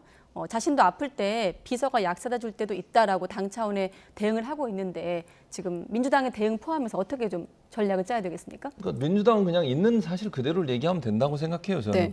그러니까 배모 씨 같은 경우도 배모 씨가 이제 본인은 주장하기를 충성심과 아니면 본인의 어떤 뭐랄까요, 잘 보이고 싶은 마음 때문에 여러 가지를 했다고 하는데 그런 부분에서 왜 그렇게 했는지에 대해서 추가적인 입장 발표가 저는 있어야 한다고 개인적으로 생각을 합니다. 왜냐하면 이게 여러 가지 일들이 지금 국민의힘이나 아니면 윤석열 후보의 선대본에서 여러 가지 의혹들을 제기하고 있는데 네. 여러 가지가 섞여 있어요. 그중에 정말 김혜경 씨가 지시를 하거나 김혜경 씨가 연관된 게 뭐가 있고 아닌 건 뭐가 있는지 하는 부분이 전혀 지금 분리가 안 된 상태에서 얘기가 되고 있기 때문에 이 부분에 대한 명확한 설명이 저는 필요하다고 보여지고요. 또 하나는 이제 만약에 이게 문제가 되는 부분이 있다면 지금 현재 수사를 하고 있고 그다음에 감사원실에서 감사를 하고 있잖아요. 그 내용이 다 나온 다음에 어떤 부분이 잘못됐고 어떤 부분이 명확한지 하는 부분을 밝히면 된다고 생각을 합니다. 그럼 그거 외에 무슨 방법이 있겠어요? 사실관계를 그대로 밝혀서 그것이 국민들의 관점이 맞는 건지 하는 부분들을 검증받으면 된다고 생각을 합니다. 네. 사실은 이 공방이 오간 자리는 국회 예결특위였고 추경을 논의해야 되는 자리였는데 추경 문제는 또 여야가 한데 입을 모았습니다만 지금 이 부분에 대해서는 공방을 벌였는데 민주당 의원들 같은 경우는 화천대유랑 윤석열 후보가 연관돼 있지 않느냐라는 점을 또 부각시켰어요, 이 자리에서. 그건 뭐 지속적으로 민주당 의원들이 계속 얘기한 건데 네. 민주당 의원들도 뭐 명확한 어떠한 증거 없이 계속 똑같은 내용만 앵무새처럼 말씀을 하고 있다라는 생각이 듭니다. 각 당이 지금 네거티브 선거전을 하겠다라고 결심한 것 같아요. 그러니까 이것은 국민들 보기에 상당히 안 좋다라고 말씀드릴 수밖에 없고요. 좀 민주당을 좀 비판하고 싶은 게 뭐냐면 문정복 의원 같은 경우에는 예결위에서 뭐라고 했냐면 업무 추진비는 다 경기도청 홈페이지에 다 공개가 되는데 어떻게 유용할 수 있느냐 이런 식으로 얘기를 했었거든요. 네. 근데 업무 추진부가 있고 일반 운영비가 있어요. 일반 운영비 같은 경우에는 좀 공개되지 않고 있습니다. 그것을 어떻게 유용했는지는 보다 더 큰 수사나 감사로 밝혀져야 될 부분이고 저는 송영길 대표나 민주당의 몇몇 의원분들이 예를 들면 대리 처방과 관련해서 상당히 무리한 해명과 방어를 치고 있다는 생각이 들어요. 장경태 의원 같은 경우에 무슨 얘기했냐면요. 아니 20대들은요 아버지 명의로 해가지고요 탈모약 이거 대리 처방 받습니다 이런 식의 얘기를 하고 국회에 있는 많은 의원들은요 보좌진 시켜가지고 대리 처방 받아요 이런 식의 해명을 했거든요. 송영길 대표가 얘기한 거는 아니 저도 아플 때 비서가 약을 사다 줍니다 라고 해요. 약은 사다 줄 수 있죠. 두통 있으니까 좀 진통제 좀 사다 할 수 있지만 지금 김혜경 씨와 관련된 의혹은요 약을 사다 준 문제가 아니라 대리 처방 의혹이에요. 이것은 의료법 위반입니다. 이러한 부분에 대해서 이렇게 억지로 방어를 치면은 국민들은 더 우습게 볼 수밖에 없다라고 말씀드려요. 그러니까 이제 말씀하신 부분에 예를 들면 민주당 의원들이 대리 처방을 해도 된다고 얘기한 건 잘못됐어요. 그렇게 얘기하면 안 돼요. 그거는 분명히 잘못된 얘기고요. 다만 송영길 대표 말은 지금 장 교수가 얘기했던 그런 얘기예요. 본인이 아플 때 대리 처방을 한 게 아니고 약이 필요해서 사다 줄 수 있다. 뭐 저는 그 정도 할 수 있다고 봅니다. 그리고 이제 김혜영 씨 관련해서 김혜영 씨가 처방 받은 건 있어요. 예를 들면 이 호르몬제 관련 처방 받은 게 있는데 그날 사진 찍은 게 과연 그 처방전을 갖고 가져온 것인지 그거는 지금 확인이 안 되고 있는 거잖아요. 네. 그건 확인이 저는 필요하다고 봅니다. 그리고 배모 씨 같은 경우도 저는 개인적으로 듣기를 이건 개인적으로 들은 겁니다. 배모 씨도 비슷한 처방을 받고 김혜경 여사도 비슷한 처방을 받았다라는 얘기를 들었는데 이게 사실관계는 제가 확인된 건 아니지만요. 그래서 정말 그 대리 처방을 한 건지 아니면 그 처방전을 가지고서 약만을 구입해 온 것인지 하는 부분은 살피고 따져봐야 된다고 생각을 합니다.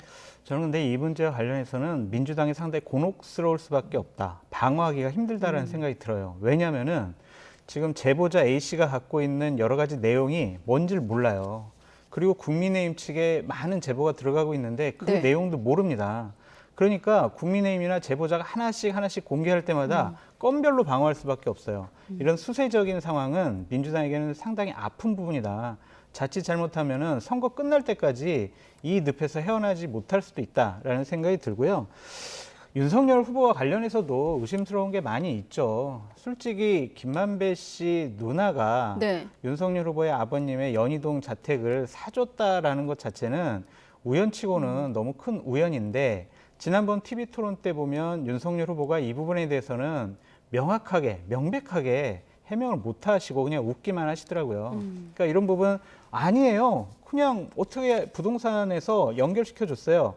이거밖에 이제 해명할 수밖에 없잖아요. 근데 민주당은 이 이상의 더 큰 증거를 갖고 공격을 할 수가 없으니까 아직 공개 칼날이 날카롭지 못한 것 같은데 양쪽 다 상당히 좀 의심스럽고 명확하지 않은 부분들이 많이 있다라는 생각이 듭니다. 그러니까 지금 그 부분에 대해서 지금 네. 장 교수 말씀하신 부분에 대해서 마찬가지로 동의해요. 그러니까 윤석열 후보의 아버님 집을 왜 하필이면 김만배 씨 누나가 그 시점에 샀을까? 또 그 산 시점이 사실은 배당금을 받은 시점이라잖아요. 교묘하게 연결돼 있어서 이 부분이 논란이 될 수 있고, 그다음에 이제 부산저축은행 관련해서도 뭐 예를 들면 김만배 씨 녹취록 보면 욕하고 싸우는 사이다. 내가 더 이상 윤석열 후보가 이건 김만배 씨 녹취록에 나온 얘기입니다. 네. 이제 더 이상 봐줄 수 없다는 식의 말을 했다. 그럼 그동안 봐준 게 뭐냐 이런 얘기가 나올 수밖에 없는 구조. 이게 녹취록과 연관이 되고 또 김만배 씨가 내가 가지고 있는 카드면 윤석열 죽어 이 말도 했다는 거 아니겠어요? 그럼 윤석열 후보가 그냥 단순히 한두 번 만났을 거냐 하는 부분은 의문이 있는 것이고, 한 가지 더 말씀을 드리면 이제 아까 그 말씀하신 거예요. 민주당을 곤혹스럽게 하는 부분, 그 부분이 이제 그 녹취록을 공개하고 계시는 이 7급 근무하셨던 분, 이분 같은 경우에 전체를 다 공개를 안 하시고 조금씩 시차를 두고서 공개를 하고 계세요. 네. 근데 저는 이렇게 하시면 정치적으로 오해를 불러일으킬 수 있습니다. 이게 대선에 개입하려는 의도가 있지 않나는 오해를 불러일으킬 수 있다는 점을 꼭 아셨으면 좋겠어요. 본인이 의도했는지 안 했는지 제가 잘 모르겠습니다만 이런 식으로 선거 막판까지 계속 조금씩 흘려가면서 민주당의 이재명 후보를 곤혹스럽게 하는 상황으로 가게 된다고 하면 이분이 의도하지 않았다 하더라도 그런 행동 자체가 대선에 영향을 미치려는 정치적 의도가 있지 않나는 비판을 피할 수 없을 거라는 생각이 듭니다. 네. 다음은 토론으로 넘어갈 텐데 지금 두 분이 하신 얘기가 과연 토론에 나올까, 2차 토론에 나올까도 좀 궁금해졌는데 잠깐 정리를 해볼 필요가 있겠습니다. 일단 1차 토론은 2월 3일에 열렸고 애초 8일에 열릴 것이다 알려졌다가 국민의힘이 제동을 걸면서 결국 11일로 예정됐습니다. 방송사를 6개로 확대하고 사회자 같은 경우도 4당 동의하에 선정하는 것으로 이제 정리가 됐는데 일단 그 과정에 대한 한번 평가를 할 필요가 있겠어요. 왜냐하면 1차 토론도 굉장히 진통 끝에 열렸고 2차 토론도 여러 번에 걸쳐 지금 실무 협의가 멈추기도 하고 이렇게 됐거든요. 전반적인 좀 평가를 한다면 좀 피로도가 높아진 상황이라 드린 질문입니다. 그렇죠. 그러니까 원래 8일 날 하기로 했던 그런 TV 토론을 네. 국민의힘 쪽에서 기자협회나 JTBC가 상당히 좀 편파적이기 때문에 못하겠다라는 입장을 표명하지 않았습니까? 네. 이건 좀 무리가 있다고 보여집니다. TV 토론은 사회자가 있고 안건, 주제, 이슈, 사회자 이런 것들은 다 4당 후보들이 모여서 결정하는 거거든요. 그러니까 TV 토론 자체 안에서 솔직히 편파적으로 진행하기는 어렵지 않을까라는 생각이 들어요. 그래서 자칫 잘못하면 저러한 조건들이 우리 TV 토론하기 싫어요라고 국민들에게 비춰질 수 있어요. 그거는 TV 토론에 가서 윤석열 후보가 실수하는 것보다 훨씬 더 안 좋은 인상을 국민들에게 줄 수가 있다. 그냥 TV 토론은요 국민들이 많이 원하잖아요. 39%나 시청률 나왔잖아요. 그러니까 많이 하면 좋겠다라는 개인적인 바람이 있습니다. 그리고 아까 조사 결과에서도 이미지도 좋아졌으니까요. 네. 더불어서. 맞습니다. 그 과정에서 이제 한국기자협회가 황상무 국민의힘 언론전략기획단장을 향해서 좌편향 발언을 사과하라. 황상무 단장 본인도 SNS에 자신의 입장을 올렸다 내리기도 했고요. 자, 이 같은 기자협회 반응 포함해서 어떻게 지금까지의 과정 평가하십니까? 이거 장 교수 말씀하신 것처럼 사실은 국민의힘이 회피하는 모습을 보였죠. 그게 사실은 이제 8일날 하기로 했던 토론회가 무산된 이유 아니겠어요? 그런 네. 모습을 보이는 건 절대 도움이 안 돼요. 윤석열 후보가 토론을 자꾸 회피하려는 건 아닌가. 무슨 조건 자꾸 달고. 아니 그리고 기자협회 입장문을 보면 원래는 하기로 했다가 그 회의에 와가지고 갑자기 못 하겠다고 얘기한 거 아니겠습니까? 네. 그렇다고 하면 그전에는 왜 하기로 했다가 갑자기 못한다 했을까? 이런 부분에 대해서 논란이 있을 수밖에 없고 그 과정에서 기자협회와 JTBC를 좌편향이다, 편파적이다 이렇게 몰고 가는 것도 더더욱 저는 문제가 된다고 생각해요. 그게 토론을 회피하는 이유가 된다는 것 자체가 이해할 수 없는 부분이고요. 황상무 이분 단장이라시는 분도 본인도 기자 출신이잖아요. 그리고 저는 개인적으로 제가 알고 있기로는 제가 뭐 틀릴 수도 있습니다만 이분 기자하실 때 기자협회 회원이 있었을 가능성이 높아요. 대부분의 기자들은 다 기자협회 회원으로 등록을 하고 가입을 하거든요. 네. 그리고 기자협회라고 하는 것이 진보 보수 관계없이 모든 언론사들의 기자들이 다 가입해 있어요. 거기에. 네. 그런 상황이라고 하면 기자협회가 편향적이다 이렇게 얘기하는 것은 저는 타당하지 않다고 봅니다. 그럼 그 안에 있는 조선일보, 동아일보, 뭐 중앙일보 기자들 이분들이 다 좌편향입니까? 그건 아니잖아요. 그렇게 말씀하시면 안 된다고 보고 그러니까 이유 같지 않은 이유를 댄 거예요. 그러다 보니까 결국은 토론 회피하려는 의도가 있지 않나는 비판이 생기는 거고 지금 JTBC 기자협회도 그렇고 기자협회 전체 기자협회도 지금 항의하고 있잖아요. 사과하라고. 이런 말씀을 하시는 것은 제가 볼 때는 토론을 좀 미루려다가 괜히 잘못된 걸 건드리는 이런 상황이 돼서 윤석열 후보나 국민의힘에 상당히 부정적인 영향을 미칠 수 있는 요소라고 생각을 합니다. 개인적으로는 그 편향의 기준이 어떤 건지 좀 궁금하긴 합니다만은. 네. 저는 이제 짧게 좀 말씀드리고 싶으면 이런 점이 좀 아쉬워요. 국민의힘 측에서 JTBC가 편향적이라서 우리가 거기 TV 토론 못 하겠어요라는 네. 것보다 많은 국민들이 궁금해하니까 4개의 종편, 2개의 보도 채널, 6군데에서 생방송으로 다 중계해주면 더 좋을 것 같다. 그래서 그 날짜를 다시 한번 협의해 봅시다. 이런 식으로 했으면은 논란이 없었을 것 같은데 네. 좌편향 발언은 좀 선을 넘은 것이 아니냐. 건강 문제도 뭐 컨디션으로 좀 바꾸긴 컨디션이라고 했습니다만 예, 그 부분은 예. 어떻게 보세요? 그러니까 그 부분도 조금 표면적으로? 좀 이해하기 힘든 부분이죠. 앞으로 네. 며칠 날에는 미래의 며칠 날에 컨디션이 나빠질 것이다라는 의미로 받아들여질 수가 있는데 네. 그것도 자꾸 피하는 거 아니냐라는 인상을 줄 수가 있어요. 그래서 이런 부분들은 조금 더 유의해서 말씀을 하셨으면 좋겠다라는 생각이 듭니다. 그날 또 이제 그 말씀하신 날 네. 하필이면 제주도에 방문하셔가지고 기자들과 함께 또 이제 우리가 소위 말하는 폭탄주를 또 마시셨잖아요. 그러면 컨디션이 안 좋으신데 술은 드시는구나. 이러다 보면 본인의 말씀의 진실성이 또 떨어질 수도 있는 부분도 있어요. 국민들이 볼 때는. 그 부분은 좀 말씀드리고 싶은 게 뭐냐면 저도 이제 대선 후보나 당대표 후보들 많이 모시고 출장을 많이 다녔는데 네. 지방에 가면 기자분들이 후보 좀 한번 같이 자리 마련해 달라고 되게 많이 요구를 많이 해요. 그래서 한동안 그런 자리가 없어가지고 제주도까지 가서 조금 그냥 술을 좀 마신 것 같다라고 생각이 듭니다. 네, 아무튼 토론은 11일에 YTN을 포함해서 이제 생중계될 예정인데 1차 토론이 탐색전, 맛보기였다고 이제 규정을 많이들 하니까 2차전에서는 본격적인 승부가 날 것인가 이제 관심을 모으고 있거든요. 짧게 토론을 좀 전망한다면 어떤 주제로 어떻게 좀 이루어질까요? 저는 추경 문제가 본격적으로 좀 다뤄질 것 같아요. 지금 뭐 정부에서는 14조 했지만 54조까지 증액시키자라는 얘기가 나오지 않고 있지 않습니까? 예. 그렇다면 조금 더 증액을 해가지고 어려움에 빠진 소상공인들, 자영업자들 돕자. 당신 어떻게 생각하느냐 이런 식의 얘기가 나올 것 같고요. 결국엔 대장동 문제, 부동산 문제, 추경안 문제, 재난지원금 문제 그리고 안보 이슈도 다시 한번 다뤄질 것 같다라는 생각이 듭니다. 그리고 제가 좀 재미있게 관전 포인트로 보는 거는 네. 장학 퀴즈형 질문이 좀 있지 않을까. 당신은 이재명 후보는 이런 거 알아요? 라고 하면서 윤석열 후보가 좀 어려운 질문들을 이재명 후보한테 할 수도 있다라고 보여집니다. 그러니까 장학 퀴즈 질문 같다고 사실 지난번에 국민의힘에서 비판적으로 나왔지만 이번에 그런 질문을 준비할 수도 있겠다. 그렇죠. 뭐 왜냐하면은 그 부분과 관련해서 네. 그냥 내용을 모르는 일반 국민들 같은 경우엔 윤석열 후보 어떻게 대통령 후보 되려는 분이 저런 것도 모르지? 라는 인식을 받을 수가 있어요. 그렇기 때문에 한번 좀 갚아주자라는 생각도 하지 않을까 싶습니다. 네. 뭐 저는 이제 대장동 이슈를 또 윤석열 후보는 얘기할 것 같아요. 근데 이제 그게 새로운 국면을 맞이했지 않습니까? 박상도 전 의원이 지금 구속이 된 상태고 네. 또 김만배 씨 관련된 녹취록이 나오면서 또 추가 녹취록이 나왔어요. 지난번 토론회 때만 해도 이 카드, 그러니까 이 김만배 씨가 내가 가진 카드면 윤석열 주거 얘기만 나왔지만 욕하고 싸우는 사이였다. 예컨대 근데 더 이상 봐줄 수 없다는 얘기를 했다. 이런 얘기까지 나왔기 때문에 아마 이제는 이재명 후보 입장에서는 특검까지도 계속 강조하실 것 같아요. 제 개인적인 이건 예측입니다, 물론. 네. 그러면 이제 대장동 이슈를 어쨌든 윤석열 후보는 더 계속 부각을 시키려고 할 것이고 거기에 이제 반박하면서 결국 이 대장동 이슈에 윤석열 후보의 연관성을 강조하는 그런 쪽으로 가지 않을까. 그래서 아마 이 부분이 크게 충돌할 가능성이 있다는 생각이 들고 윤석열 후보 입장에는 또 긴장을 좀 하실 거예요. 왜냐하면 또 어떤 질문이 올지 준비를 해야 되잖아요. 네. 지금 지난번에 안철수 후보가 그 청약 과점 문제 가지고 또 얘기를 하는데 그걸 또 잘못 얘기하셔가지고 논란이 좀 있었기 때문에 그런 부분에 대한 준비를 철저히 하지 않으면 또다시 혀를 찔리는 그런 일들이 또 생길 수 있어서 아마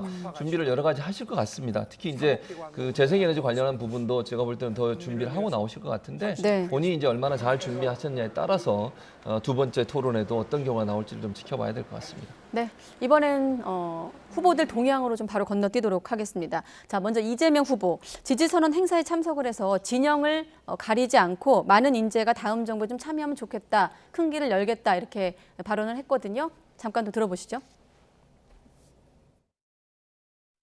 국가의 인재 역시 제한적이기 때문에 모든 사용 가능한 인적 자원을 총동원해야 하고 거기에는 역시 좌우 진영의 부분이 없어야 한다 하는 것이 확고한 신념입니다. 네, 지지선언 행사라고 말씀드렸는데 전직 장차관 100여 명이 이재명 후보를 지지하겠다 선언한 자리였고 사실 김대중, 노무현, 문재인 정부 인사를 좀 포괄하고 있거든요. 여기에 또 김종인 또 이상돈 이런 인물들을 만났다 이렇게 알려지고 있는데 포함해서 어떻게 좀 전망하십니까? 저는 이제 그러니까 민주 진영 전체를 이제 통합하는 거잖아요. 네. 좋은 이미지라고 생각해요. 저런 모습이 결국은 이제 그렇지 않아도 박빙의 승부가 될 수밖에 없는 상황에서 전체 진보 진영의 지지를 끌어온다고 하는 상당히 중요하거든요. 이제 그런 부분에서 통합 정부의 모습을 보여주겠다는 의지라고 보여지기 때문에 저는 네. 긍정적으로 평가를 하고요. 특히 이제 김종인 전 선대위원장을 만난 것도 저는 상징성이 크다고 봅니다. 거기서 무슨 얘기를 했느냐 이것도 중요하지만요. 상징적으로 만남 자체가 주는 메시지도 분명히 있고 이상돈 교수 같은 경우도 잘 아시지만 원래 이제 그 국민의힘의 전신에 비대위원도 하셨잖아요. 그리고 나서 또 그 학교 은사세요. 중앙대 은사시기 때문에 그런 점에서 본다면 두 분한테 해안을 듣는 것도 사실은 중도 진영을 확장하는 데 중요하게 영향을 미칠 수 있고 내일 이제 윤여준 전 장관을 만나기로 했어요. 네. 이것도 통합과 포용의 이미지를 만들어내는 데 중요하다고 생각을 합니다. 그래서 이재명이라고 하는 이 그 후보가 갖고 있는 캐릭터 자체가 단순히 그냥 진보 진영을 진영에만 있는 것이 아니라 중도까지 확장하려는 노력을 하고 있고 뭐 보수, 진보, 뭐 중도를 가리지 않고 필요하다면 모든 사람과 함께 할 수 있다는 이미지를 만들어낸다는 점에서 중도 확장에 중요한 어떤 역할을 할 수 있는 계기가 될 거라고 생각을 합니다. 네, 지금 보면 통합과 포용으로 외연 확장에 좀 가속을 하고 있다고 했는데 같은 질문 드릴 건데 여기 좀 얹어서 윤석열 후보의 어떤 지금 시점에서 외연 확장과 비교해서 본다면 어떻게 평가하십니까? 기본적으로 윤석열 후보는 진영을 더 공고하는 데 힘을 쏟는 것 같아요. 그러니까 예를 들면 홍준표 대표랑 이제 코카콜라도 나오고 유승민 후보랑도 한 팀이 되기 위해서 노력을 많이 하고 있고요. 같은 보수 우파 쪽 진영의 후보라고 얘기되어지는 안철수 후보의 단일화에 대해서도 보다 좀 전향적인 얘기를 나누고 있습니다. 저는 이재명 후보가 통합정부 구성을 하겠다고 천명한 거 너무 잘하신 것 같아요. 그런데 못 믿겠어요. 왜냐하면 선거에 불리하니까 지금 지지율이 뒤처지니까 조급하니까 이렇게 해보자라고 하는 것 같아요. 그냥 저번에 뭐 존경하는 박근혜 전 대통령님 했다가 제가 뭐 진짜 존경하는 줄 알아요? 라고 하면서 말을 바꾸셨잖아요. 그런 것처럼 만약 이재명 후보가 작년 12월 말부터 올해 1월 초까지 지지율에서 윤석열 후보를 앞서 나가고 대통령 될 가능성이 높다라고 했을 때 이런 행보를 취했으면 야 정말 이재명 후보 본격적으로 정말 통합 대통령, 포용 대통령 되려고 하는구나. 진정성을 믿어줬을 텐데 그때는 안 그러셨잖아요. 그냥 아유 저는 조심하겠습니다. 실수 안 하겠습니다. 이런 식의 얘기를 했거든요. 이런 통합 외연 확장 행보는요. 잘 나갈 때 했어야 돼요. 그래서 저는 현재 지지율이 낮아지고 있기 때문에 조급해서 진정성이 없어 보인다라고 말씀드리고 싶습니다. 이제 그거는 우리 장 교수님 개인적인 생각이시고 저는 이제 이재명 후보가 갖고 있는 캐릭터 자체는 늘 제가 이제 말씀드린 실용주의적인 성향이 강해요. 그래서 이게 어느 이념이나 아니면 어떤 그 정치적인 색깔 문제하고 전혀 관계없이 본인이 생각할 때 국민에게 도움이 되고 정부에 도움이 된다면 가능한 한 받아들이려는 노력을 하고 있다고 저는 보거든요. 그래서 이렇게 지금 진영을 가리지 않고 사람들을 만나는 것도 다양한 의견도 듣고 그분들의 해안도 들으려는 노력이라고 저는 생각을 해요.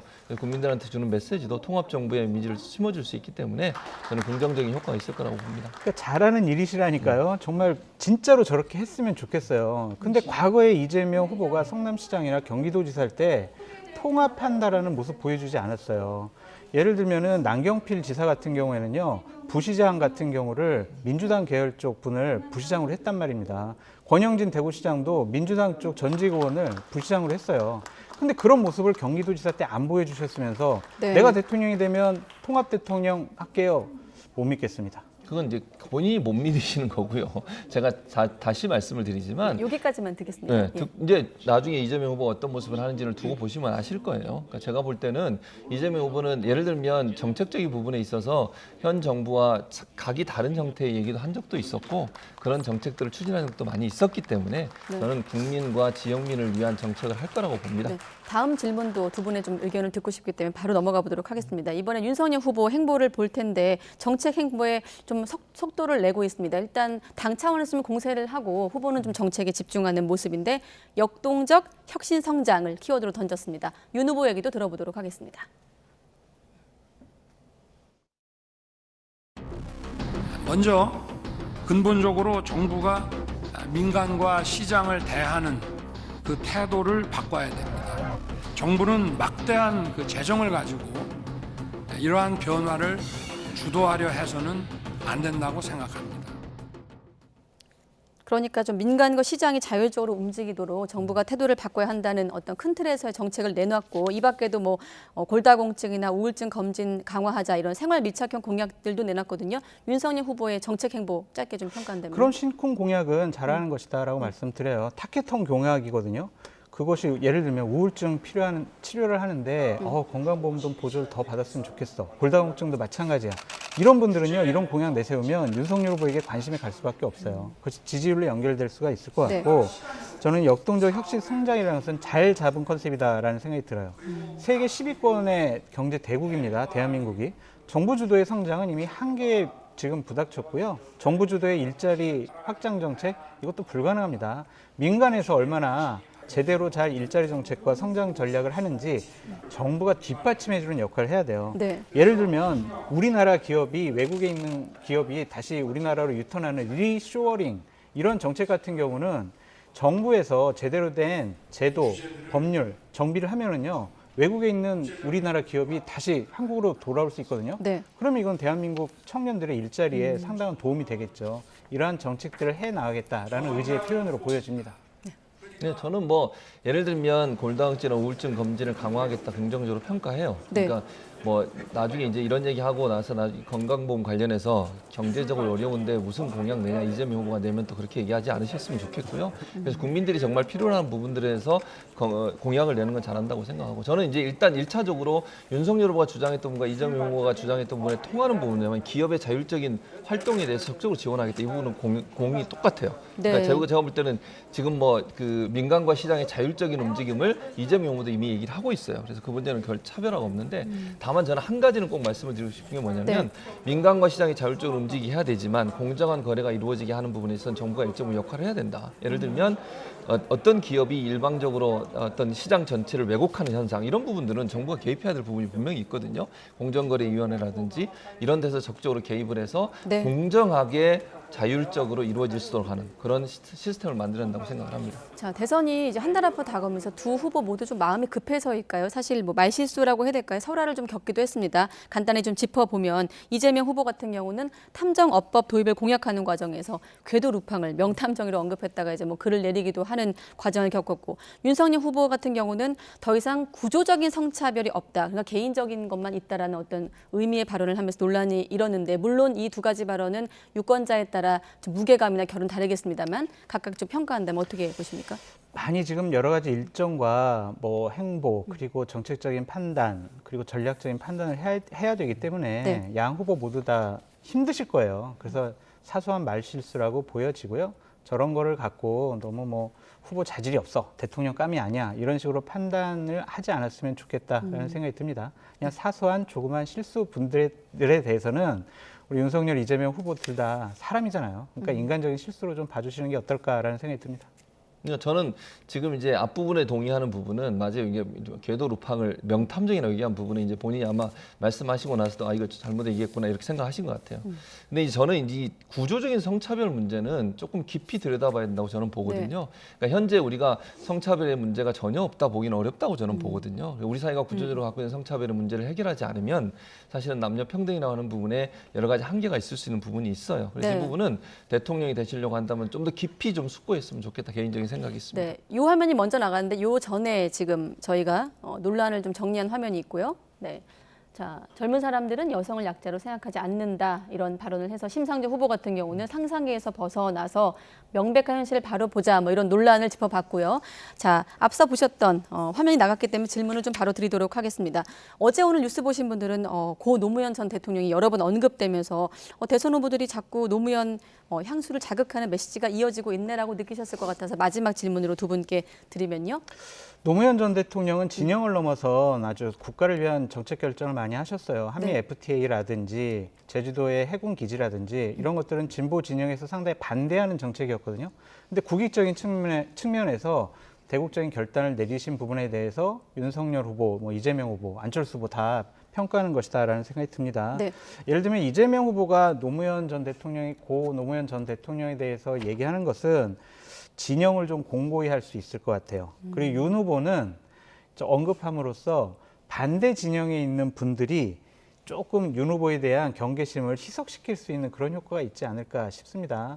어쨌든 노무현 대통령이 잘한 부분에 대해서는 인정하는 것, 후보들이 잘하는 일이다라고 말씀드립니다. 네, 노무현 전 대통령이 정말 우리 국민들의 가슴에 남긴 정말 의미 있는 여러 가지 모습들 또 가치들 이런 부분들을 계승하겠다고 하는 거 긍정적으로 평가해요. 세 분 다. 다만 이제 진정성 좀 있었으면 좋겠고 국민들이 볼 때는 사실 이제 그냥 노무현 정신을 내가 계승하겠다는 부분만 아니라 그분이 평소에 생각했던 부분들이 정책적 부분이나 아니면 발언의 내용에서 녹아낸다고 저는 생각을 하거든요. 네. 그런 부분들이 계속 될 때 그 진전성을 믿어준다는 사실을 후보들이 좀 명심하고 실행하고 실천할 수 있는 그런 모습을 보여줬으면 좋겠습니다. 네. 자, 이른바 노무현 향수 경쟁까지 짚어봤는데 아무래도 이제 대선이 한 달 앞으로 다가왔기 때문에 다양한 갈래의 경쟁이 더 치열해질 것으로 보이는데 어떤 변수가 어떻게 작동할지 함께 지켜보도록 하겠습니다. 네, 오늘 두 분 고맙습니다.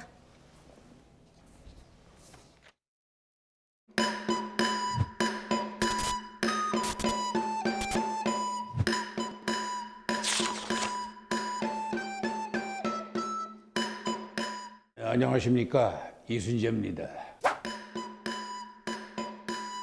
이거 해보라는 얘기야? 바늘 드릴 거거든요. 뭐? 예. 바늘 이용하셔도 바로 하셔도 돼요. 아이고, 이거 실패네. 아이고.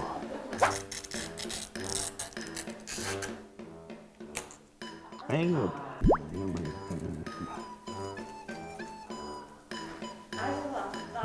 뽑긴 지가 실패했지만 투표는 꼭 허락할 거고요. 그 내 나라의 앞날을 결정하는 선거에 반드시 의무적으로 참여할 권리와 의무가 있다고 생각한단 말이에요.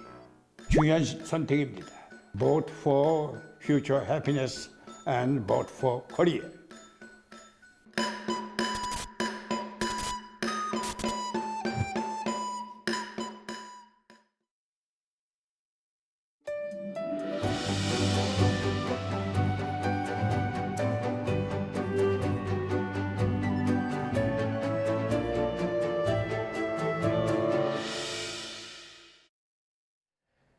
전국 곳곳에서 코로나19 확진자가 속출하면서 오늘 밤 9시까지 31,777명의 신규 확진자가 발생했습니다. 기존 동시간대 최다치인 어제의 27,710명보다 4,067명이 많은 것으로 밤 9시 기준 집계에서 3만 명을 넘은 것은 처음입니다. 집계를 마감하는 자정까지 시간이 남은 만큼 내일 발표될 신규 확진자 수는 4만 명에 가까운 확진자가 나올 수 있을 것으로 예상됩니다. 심신장애나 약물 중독 상태에서 범죄를 저지른 이들을 수용하는 충남 공주 치료감호소 소속 의사들이 최근 집단 사표를 내고 퇴직해서 법무부가 진상조사에 나섰습니다. 법무부는 공주 치료감호소 소속 정신건강의학과 전문의 4명이 지난해 말부터 지난달까지 차례로 사표를 내고 퇴직해서 국립법무병원 시간선택제 전문의 2명을 전일제로 전환하고 신규 의사 임용 절차를 진행하고 있다고 밝혔습니다. 의사들은 열악한 처우와 치료감호소 행정지원과장 A씨의 폭언 등을 주장하며 사표를 냈는데 법무부는 A씨가 다른 직원에게도 폭언을 했다는 민원을 접수해서 사실관계를 확인하고 있는 것으로 전해졌습니다. 지난해 말 역대 최대 폭의 유류세 인하 조치 이후 국내 기름값이 내림세를 이어갔는데 최근 국제유가와 환율이 동반 상승하면서 다시 빠른 속도로 오르고 있습니다. 권남기 기자입니다. 오늘은 또 얼마를 넣을지 고민입니다. 유류세 인하 뒤 내려가던 기름값이 최근 널뛰기를 하고 있습니다. 기름값 오를 때마다 이렇게 많이씩 올라가 버리니까 너무 부담이 많죠. 저희 생활할 때. 벌써 한 달 그거 카드 영수증 보면은 지난해 11월 정부는 물가를 잡겠다며 유류세를 역대 최대 폭인 20% 내렸습니다. 이후 전국 평균 휘발유 값은 리터당 1,800원대에서 1,620원대까지 9주 연속 떨어졌습니다. 하지만 올해 1월 셋째 주부터 다시 오르기 시작해 벌써 1,700원에 육박했는데 리터당 1,800원 돌파도 시간 문제란 전망이 나옵니다. 국제 유가 상승 속도가 워낙 빠르기 때문입니다. 우크라이나를 둘러싼 긴장 속에 국제 유가는 지난 2014년 10월 이후 7년여 만에 가장 높은 수준을 나타내며 배럴당 90달러 선을 넘겼습니다. 러시아, 우크라이나 긴장을 비롯한 그 지정학적 불안 요인들이 원유의 공급 차질로 이어질 수 있다는 그런 우려 때문인데요. 당분간 해소되지 않는다면은 유가는 상당히 높은 수준을 유지할 수밖에. 여기에 최근 1,200원대로 뛴 환율도 국내 기름값 상승을 부채질하고 있습니다. 원유는 달러를 주고 사오는데 원화가 약세라 부담이 더 커지는 것으로 체감 유가는 사실상 100달러대에 진입했습니다. 기름값이 다시 오르기 시작하자 정부는 곧바로 유류세 인하 조치 연장 카드를 꺼냈습니다. 국제 유가 가격을 면밀히 모니터링하여 그 동향에 따라 4월 말 종료 예정인 유류세 인하 연장을 검토하겠습니다. 하지만 인하분이 이미 가격에 반영된 터라 유류세 인하를 연장해도 소비자는 값이 내려갔다고 느낄 수 없는 상황입니다. 역대 최대폭의 유류세 인하 중에 국제 유가가 급등하며 뾰족한 대책 없이 고물가는 당분간 이어질 거로 보입니다. YTN 권남기입니다. 동계올림픽을 치르고 있는 중국이 코로나19 감염자가 발생한 인구 350만 명의 도시 하나를 또 봉쇄했습니다. 베이징에서 무려 2,500km나 떨어진 곳인데 올림픽의 성공에 사활을 거는 모습입니다. 베이징에서 강성웅 특파원의 보도입니다. 베이징의 경기장과 숙소 등 이른바 폐쇄루프에서 발생한 코로나19 감염자 수는 모두 387명입니다. 이 가운데 약 40%인 154명이 선수와 코치 등 선수단 소속입니다. 실제 경기에서 뛰는 선수도 이미 수십 명이 감염돼 일정 기간 격리를 받았습니다. 로이터 통신은 그러나 집단 감염은 발생하지 않아 대회 진행에 심각한 영향은 없었다고 보도했습니다. 이른바 폐쇄루프 내 모든 사람을 매일 빠짐없이 검사해 양성이면 즉시 격리 조치를 한 결과입니다. 我们3个赛区闭环内的疫情并没引起疫情的传播。 시진핑 주석이 주최한 정상급 환영 오찬도 철저한 방역 규정 속에 진행됐습니다. 신체 접촉은 일체 하지 않고 눈인사만 주고받았고 기념 촬영도 단체 사진으로 대신했습니다. 환영 오찬이라고 하지만 운동장만 한 대회장에서 밥을 각자 먹는 거나 마찬가지였습니다. 在北京人民大会堂金色大厅举行宴会，欢迎出席北京2022年冬奥会开幕式的国际贵宾。 중국은 올림픽 개막 사흘 만에 베이징에서 약 2,500km 떨어진 바이서라는 도시를 또 봉쇄했습니다. 감염자가 100명 정도 나오자 주민 350만 명 전원을 집에서 못 나오게 한 채 격리하고 있습니다. 중국이 올림픽을 치르면서 방역을 좀 완화할 거라는 예상도 나왔지만 이대로라면 고강도 방역을 당분간 유지할 가능성이 높은 상태입니다. 베이징에서 YTN 강성웅입니다. 지구촌 축제인 올림픽, 기업 입장에서는 세계인을 상대로 자사 브랜드를 알릴 수 있는 절호의 기회죠. 그런데 이번 올림픽에서는 미중 갈등 등으로 기업들이 마케팅에 소극적이어서 이전에 비해 잠잠한 분위기입니다. 보도에 김상우 기자입니다. 우와! 쇼핑 금메달! 금메달! 경기장이 아닌 홈쇼핑에서 각종 메달이 쏟아집니다. 이번 베이징 올림픽의 한국 대표팀의 공식 후원사 상품을 각종 이벤트와 함께 판매하는 것입니다. 코로나 확산으로 집에서 관람하고 응원하는 이른바 집관족을 겨냥한 판매전이 한창입니다. 편의점 등은 주류와 안주 할인 행사를 통해 치킨점은 배달앱을 통해 고객 확대에 나섰습니다. 이번 동계올림픽은 우리나라랑 시차 시간도 1시간밖에 차이가 나지 않아서 시청 시간에 대한 부담도 적은데다가 특히 코로나 확진자가 급증을 하면서 직구 공연단이 많아질 것으로 예상해서 다양한 상품과 이벤트를 준비하였습니다. 집간족이 당일 많이 찾는 술과 치킨 같은 먹거리를 빼곤 이번 올림픽은 이전과는 달리 어디를 가나 비교적 잠잠한 분위기입니다. 올림픽 특수 마케팅이 실종됐다는 말이 나올 정도인데 미중 간의 갈등과 오미크론 대유행이 겹쳤기 때문입니다.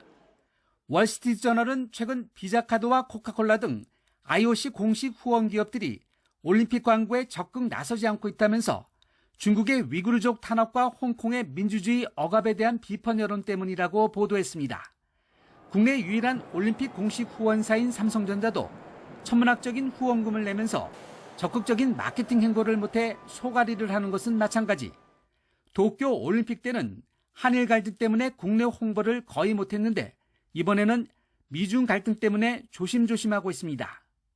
기업은 소비자들의 마음을 사로잡는 게 제일 중요합니다. 그런데 지금 미국과 중국의 갈등이 심각하기 때문에 어느 한쪽에 가깝다는 그런 느낌을 주게 되면 기업 매출에 타격을 받게 되죠. 굉장히 어려운 상황이라고 생각이 됩니다. 이런 고민을 반영하듯 일부 기업은 자신의 한계를 뛰어넘기 위해 노력하는 대표 선수를 응원하는 영상 제작으로 마케팅 방식을 바꾸고 있습니다. 엄마들이 임신하고 출산하고 나서 우울증이 오잖아요.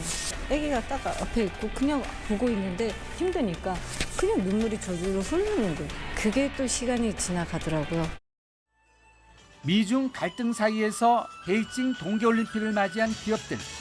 마케팅을 비롯해서 몸살리기 행보의 고민이 깊어가고 있습니다. YTN 김상우입니다. 기시다 일본 총리가 3차 백신 접종을 하루 100만 명씩 시행할 수 있게 하라고 관계부처에 강력히 주문했습니다. 하루 10만 명 안팎까지 감염자가 늘었는데 접종률은 6%도 채 안 되는 등 뒤늦은 대응으로 내각 지지율은 출범 후 최대 폭으로 떨어졌습니다. 도쿄에서 이경화 특파원의 보도입니다. 일본 자위대가 운영하는 도쿄의 대규모 백신 접종 센터입니다. 폭발적인 감염 확산에 불안한 지역 주민들까지 올라와 3차 접종을 받고 있습니다. やっぱし地元の病院だとちょっと時間かかっちゃいますんで早めにちょっと打てたんでちょっと安心させてもらいましたね. 일본의 백신 3차 접종률은 7일 기준으로 5.9%에 불과합니다. 오미크론 변이가 처음 확인된 뒤 추가 접종을 서둘러야 했지만 일본 정부는 2차 접종 후 얼마나 간격을 둘지 좀처럼 방침을 정하지 못했습니다. 그러는 동안 감염은 무섭게 확산해 하루 10만 명 안팎까지 확진자가 늘었습니다. 그 영향으로 이달 주요 언론사 여론조사에서 기시다 내각 지지율은 지난해 10월 출범 이후 최대 폭으로 급락했습니다. 다급해진 일본 정부는 뒤늦게 최대한 빨리 많은 사람이 맞도록 방침을 바꿨습니다. 国、自治体、企業を挙げて2月のできるだけ早期に1日100万回までペースアップすることを目指して取り組みを強化してまいりたいと思います. 지난해 11월부터 적용된 외국인 신규 입국 금지의 부작용도 잇따르고 있습니다. 독일 지멘스 등은 일본에 대한 투자를 보류한 것으로 나타났고 담당 직원이 입국을 못해 공장이 돌아가지 않는 곳도 생겼습니다. 외국인을 차별하는 입국 금지를 철폐하라는 시위는 지금도 세계 각지에서 진행 중입니다. There are some people that have been waiting for 2 years. I was supposed to enter Japan in September for studying there. 기시다 내각의 코로나 대응에 국내외의 비판이 커지는 가운데 오는 13일까지인 도쿄 등지의 준긴급 사태는 연장이 불가피하다는 전망이 힘을 얻고 있습니다. 도쿄에서 YTN 이경화입니다. 미국의 경찰관이 돌진하는 차에서 중학생을 구했습니다.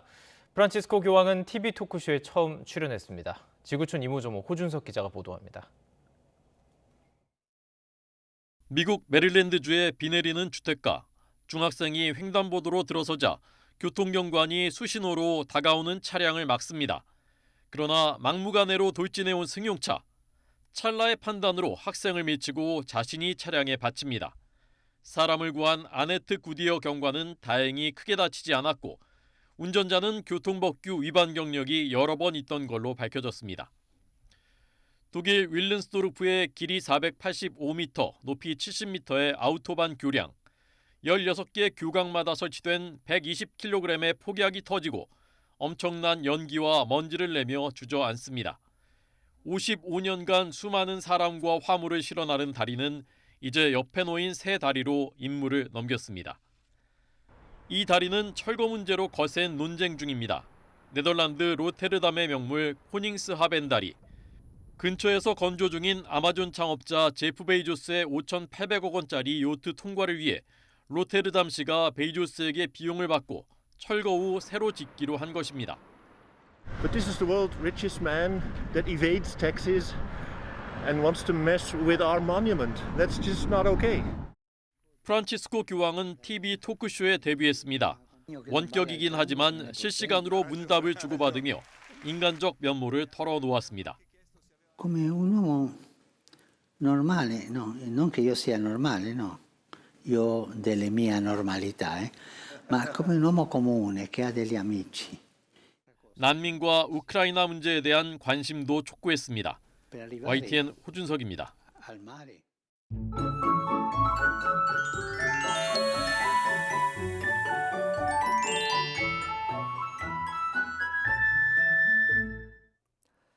기온이 조금씩 오르고 있습니다. 하루하루 기온이 높아지면서 추위의 기세가 약해지고 있는데 내일은 오늘보다 기온이 더 오르면서 아침에는 서울 기온이 영하 5도로 예년과 비슷해지겠고 한낮에는 5도까지 오르는 등 예년보다 높아지며 온화하게 느껴지겠습니다.